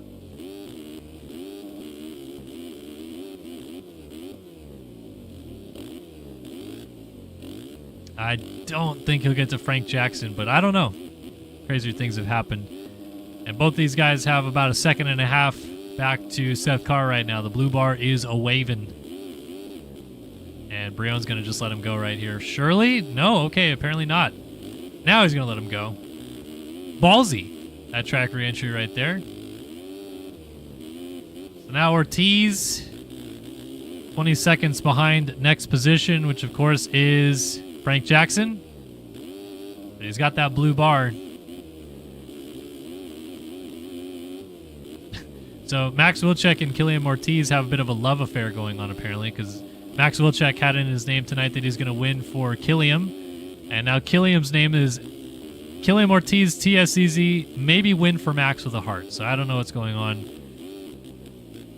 But congratulations to them both. I look forward to attending the wedding. So, yeah, Brock, I fully intended on commentating Buds, and then work came up at the last minute. So I still am doing a little bit of work for another company right now that I would needed to do for the Ironman National from press day. And I was hoping it would all be done before the ARL race started, and it wasn't. And it just got dropped on my lap pretty much right as the race was about to start. So ideally, nothing like that happens this week, obviously with no race. So I don't want to 100% say I will do ARL Ironman because I feel bad that I did say I would do it last week and didn't. But I would very much like to, okay? So I hope to.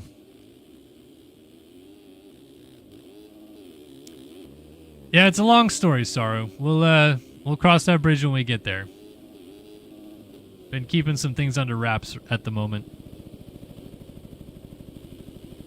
Car lays it down from the lead, but he's got 42 seconds. It's no big deal. And there is absolutely nothing going on. Actually, Frank Jackson and Braden Castellaneta about to throw some fisticuffs.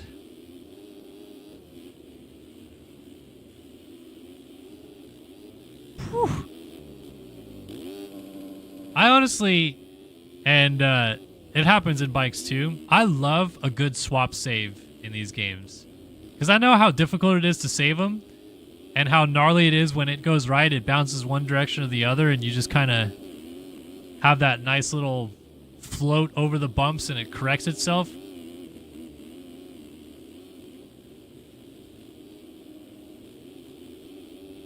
Did you just W glaze yourself, Brock?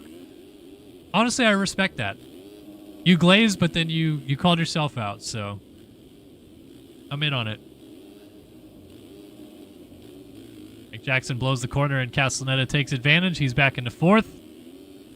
As I said, doing everything he possibly can to make this championship go another round, but it's not going to be enough. This championship is going to go to T-Lang. He's going to get second overall tonight with a 2-2 ride, but that number one is staying on the bike again.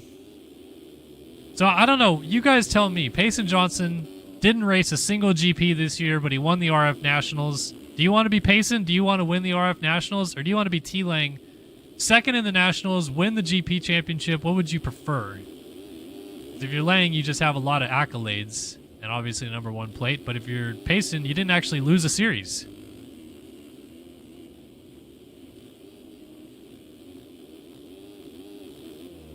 There you go. So Brock wants to be T-Lang. Honestly, I just want to have... here's what I really want. I'll tell you guys what I want. I want to just feel what it's like to go as fast as them for one lap. I want to feel the joysticks move the way that they're able to do it, and it all just come together once. Just one God tier lap, and I'm good. I can retire after that, honestly. And yeah, same with IRL. Like, if I could just once feel what it's like to do a quali lap, like a Jet Lawrence last minute quali lap, I'm good. Like, I'll go do underwater basket weaving after that or something. I don't need to watch moto anymore. I would need a cigar after it probably, but after that, we're good.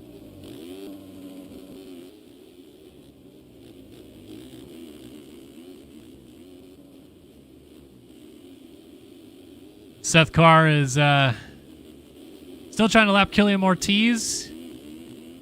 And the 2-lap board is about to come out. He has turned this one into a snooze fest, but hey, when you got the talent, you use that talent.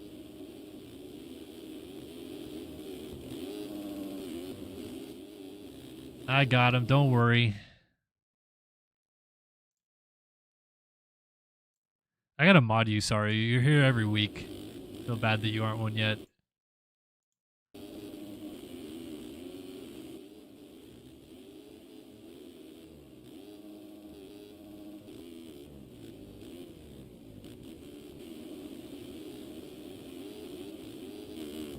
What is there to talk about in this race right now? Anything? Bueller? Caleb Hall kind of close to Killian Ortiz, but they're both a lap down, so I don't know. B-Lars, Brion, Seth Shirley having an off day. I don't know what's up with Seth tonight. Very weird. Oh, Frank Jackson. I don't know how he didn't go down right there. He was swapping all the way up the face of that jump. Is Castellaneta going to get lapped? Probably not. Unless he crashes. Like that? Yeah, now he's going to get lapped. He's not going to get lapped right away, but he will at some point because he's going to pick it up right about 2.5 seconds on Seth Carr probably. Let's see. 2.3. I almost nailed that shit.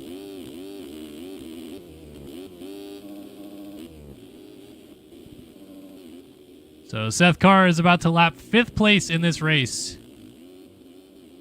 And yeah, we knew we were in for a treat tonight with Carr racing 450s. I don't think... Show of hands who expected Seth Carr to be this dominant in his MXGP class debut. I don't know if I had it. Maybe win a moto. Could have won the overall. Sure, I get it. But you kidding me? 38 seconds on the field in the second moto. Lapped all the way up to 4th in the first one. White flag now waving. There are only 4 people still on the lead lap, people.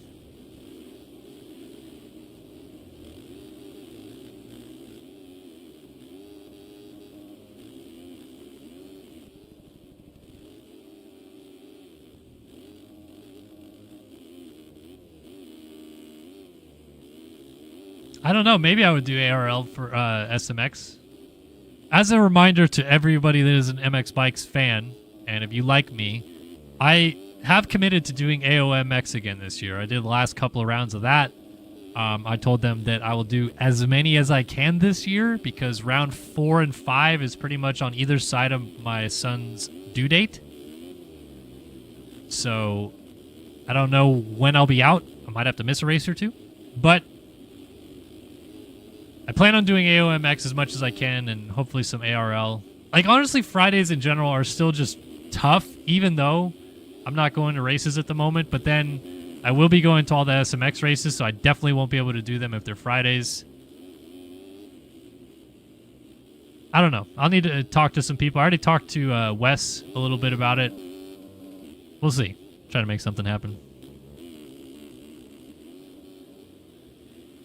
All right, few corners left in this dominant performance from Seth Carr. I think it starts like first week of October, Brock.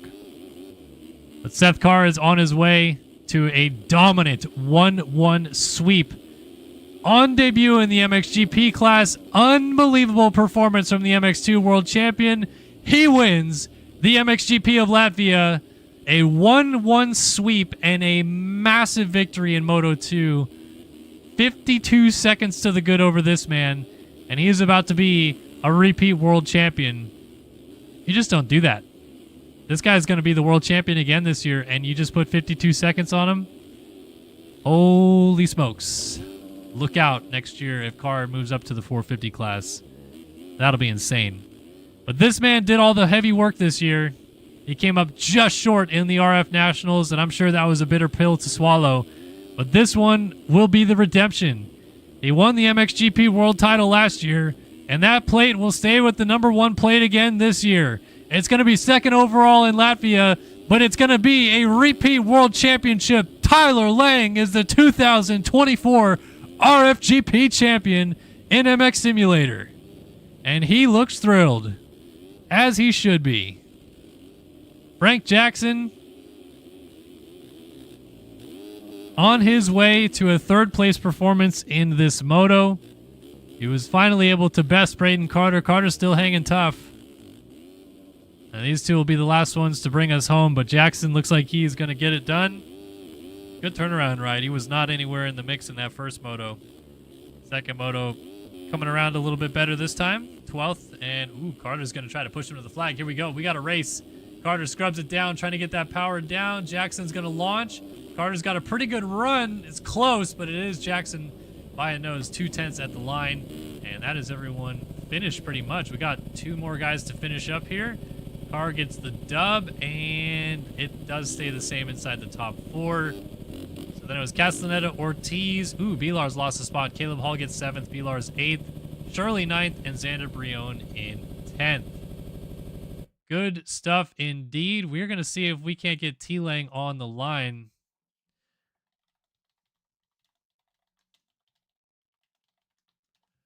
And chat with the new MXGP World Champion, or should I say the repeat MXGP World Champion.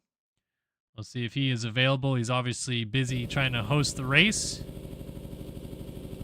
So let's see if we can talk to MXGP World Champion Tyler Lang. Let's give him a call, see if he is available, and catch up with the repeat man himself. There he is, repeat RFGP World Champion in the MXGP class. Tyler Lang is joining us, second on the night. He didn't need to win the world title, but it seemed like he wanted to. Just take us through the race first. I knew Seth Carr was going to be tough. We have history of him dropping down after he wins his championship and puts up a good fight. But yeah, the goal was just to win the championship. And after that first moto, I kind of wrapped it up. So it was just smooth sailing after that, just trying to go for hot laps. Yeah, obviously you came into tonight with a chance at winning it, and then Eaglin doesn't finish the first moto. Did it, I don't know, take any pressure off of you for the second moto, knowing that it was wrapped and you maybe tried to settle it down a little bit more? 100%, absolutely. Coming into this, I had a 44-point lead, so I was already pretty calm. But definitely the goal was to wrap it up around early, and we succeeded. Obviously, you won the title last year. You win it again this year. Is it rewarding it all to repeat, I guess, because obviously you didn't get a chance to do that when you won your RF title. This time you got the one plate and you get to keep it again another year. Yeah, it feels pretty good. It feels like I was destined to be a GP rider because I think I've won it since 2020 in the 250 class till now. So it's cool to keep the streak going. Yeah, that's awesome. Speaking of your RF nationals, finishing second there, I know it was close, and you even told us last Wednesday you thought it might not even have been possible with a few rounds to go, but you got it pretty close in the end. Does this feel even like a little bit of redemption that you still get a title on your mantle at the end of the year too? It's definitely, the cherry on top, but I definitely would have liked to take Payson off that pedestal. That would have felt better. How does this one feel compared to your past triumphs in MXGP, given that, you did have a few ups and downs? You had moments where you didn't have the red plate. Eaglin found, a couple ways to beat you here and there. How does this one compare to the past years? Oh man, this one, I came into it with a lot of confidence. Won the first moto round 1, and then second moto just, I don't even know what happened. And just fell way off. I think I was like 40 seconds down from like 32nd place, like 15 minutes into the race. And it set me way back. And I definitely had to dig deep in the middle of the season to crawl back up. Well, like you said, middle of the season, you really found your stride. It was a lot closer until maybe the last, I don't know, like 3 or 4 GPs in a row, you started to distance yourself. Is there any one race that you can point back to now that you were like, I got this. This is mine for the taking? I would say Spain. When I went 1-1, it felt good because I hadn't put like a full overall yet together. I've won a moto here and there, but I've never like gone like a 1-1, like a dominant, overall. That's what I really needed, and I felt like that gave me the confidence to really go out there and put the hammer down. Well, around that time, Spain too, that's when we started coming back with the national championship. Do you feel like that maybe also lent into why you were so strong at the end of nationals, because you found the confidence here again? Yeah, I would say that definitely had a say in it for sure.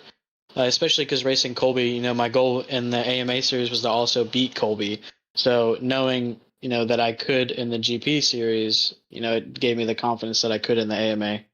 So now that you have the title wrapped, we still have one race to go next week. Seth showed his cards. He wrapped it up at MX2 and did something fun by jumping to MXGP. What's on the docket for you next week? What's the fun thing that T-Lang's going to do now that he's world champ again?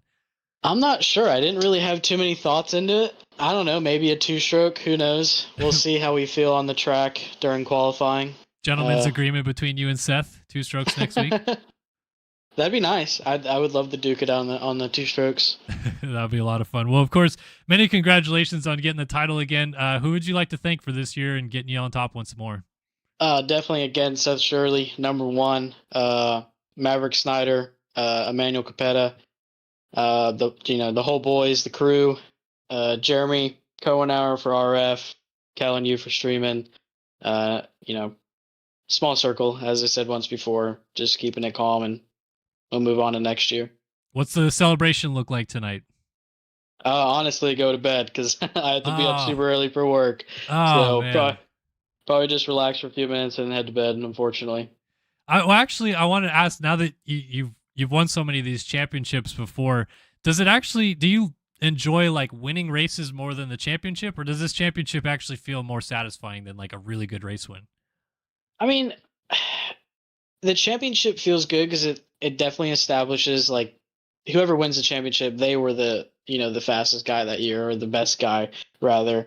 So I mean, I would say winning the championship feels better, but obviously you got to get moto wins or at least close to get into that position. So I guess for me, just being able to stay in the fight is pretty rewarding these days. But adding them to the list is also very nice. Absolutely. Well, again, many congratulations to you. We look forward to seeing what fun you get up to next week, but hell of a year. Honestly, hell of a race tonight. You gave Seth everything he could handle in that first moto and gave us quite a show. So we appreciate it, Tyler, and congrats, man. Absolutely. Thank you. All right. That is Tyler Lang, the repeat MXGP world champion. Stands atop the podium once more and wraps up this championship to put a kibosh on all the titles this year.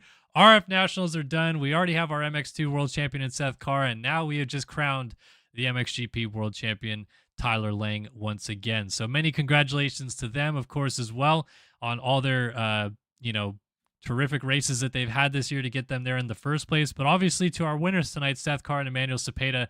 First time for Seth Carr ever winning a 450 GP, and first time ever for Cepeda winning a Grand Prix in general. So awesome racing here tonight in Kegums. Honestly, this track provided some really good racing throughout the evening, and very well built track by the Race Factory Gaming track crew. So many thanks to them for all the work that they do. Still got one more race to get through for them, but obviously they've been terrific all year long and deserve a lot of credit because they've built 17 Supercrosses, 11 Nationals, now 9 GPs, about to be 10. So what are we at? 37 tracks that they build every single year. It's no easy task. And of course, it's awesome that they let the community play them regardless. So thanks to them for all the hard work. And of course, RaceFactoryGaming.com for the work that they put in, Design Lab Co. for backing us with the whole shot, and all of you guys watching at home as well who tuned in tonight. We honestly had a very lively chat at the end of that, and that was a lot of fun that you guys all hung around and made it a lot of fun to watch for me and call this race and chat with you guys. So thanks so much for that. We'll be back next week for the finale,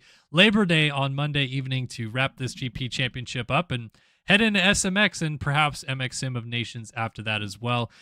Keep in touch with us on more MX Bikes coverage. Like I said, we hope to do ARL this Friday. If not AOMX starting up in the beginning of October, we'll do that, as well as maybe a couple other ideas that I have floating out there, and I'll hopefully drop some of that news soon. Either way, thanks everybody for tuning in tonight. Round number 9 of Race Factory Gaming Grand Prix is complete from Kegums, and we'll see you next week to wrap up this championship. Bye-bye for now.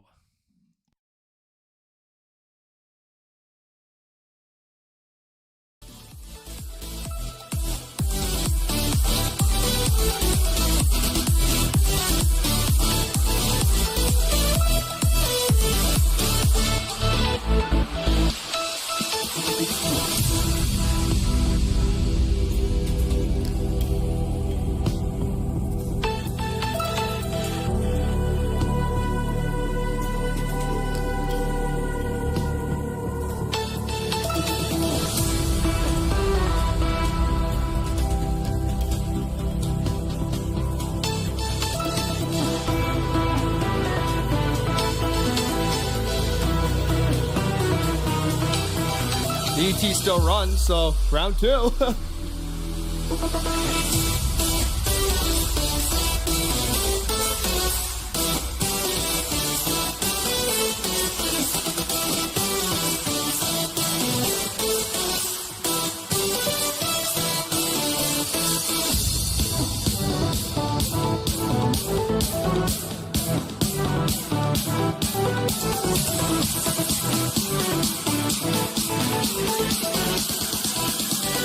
Hey, your taquitos are done.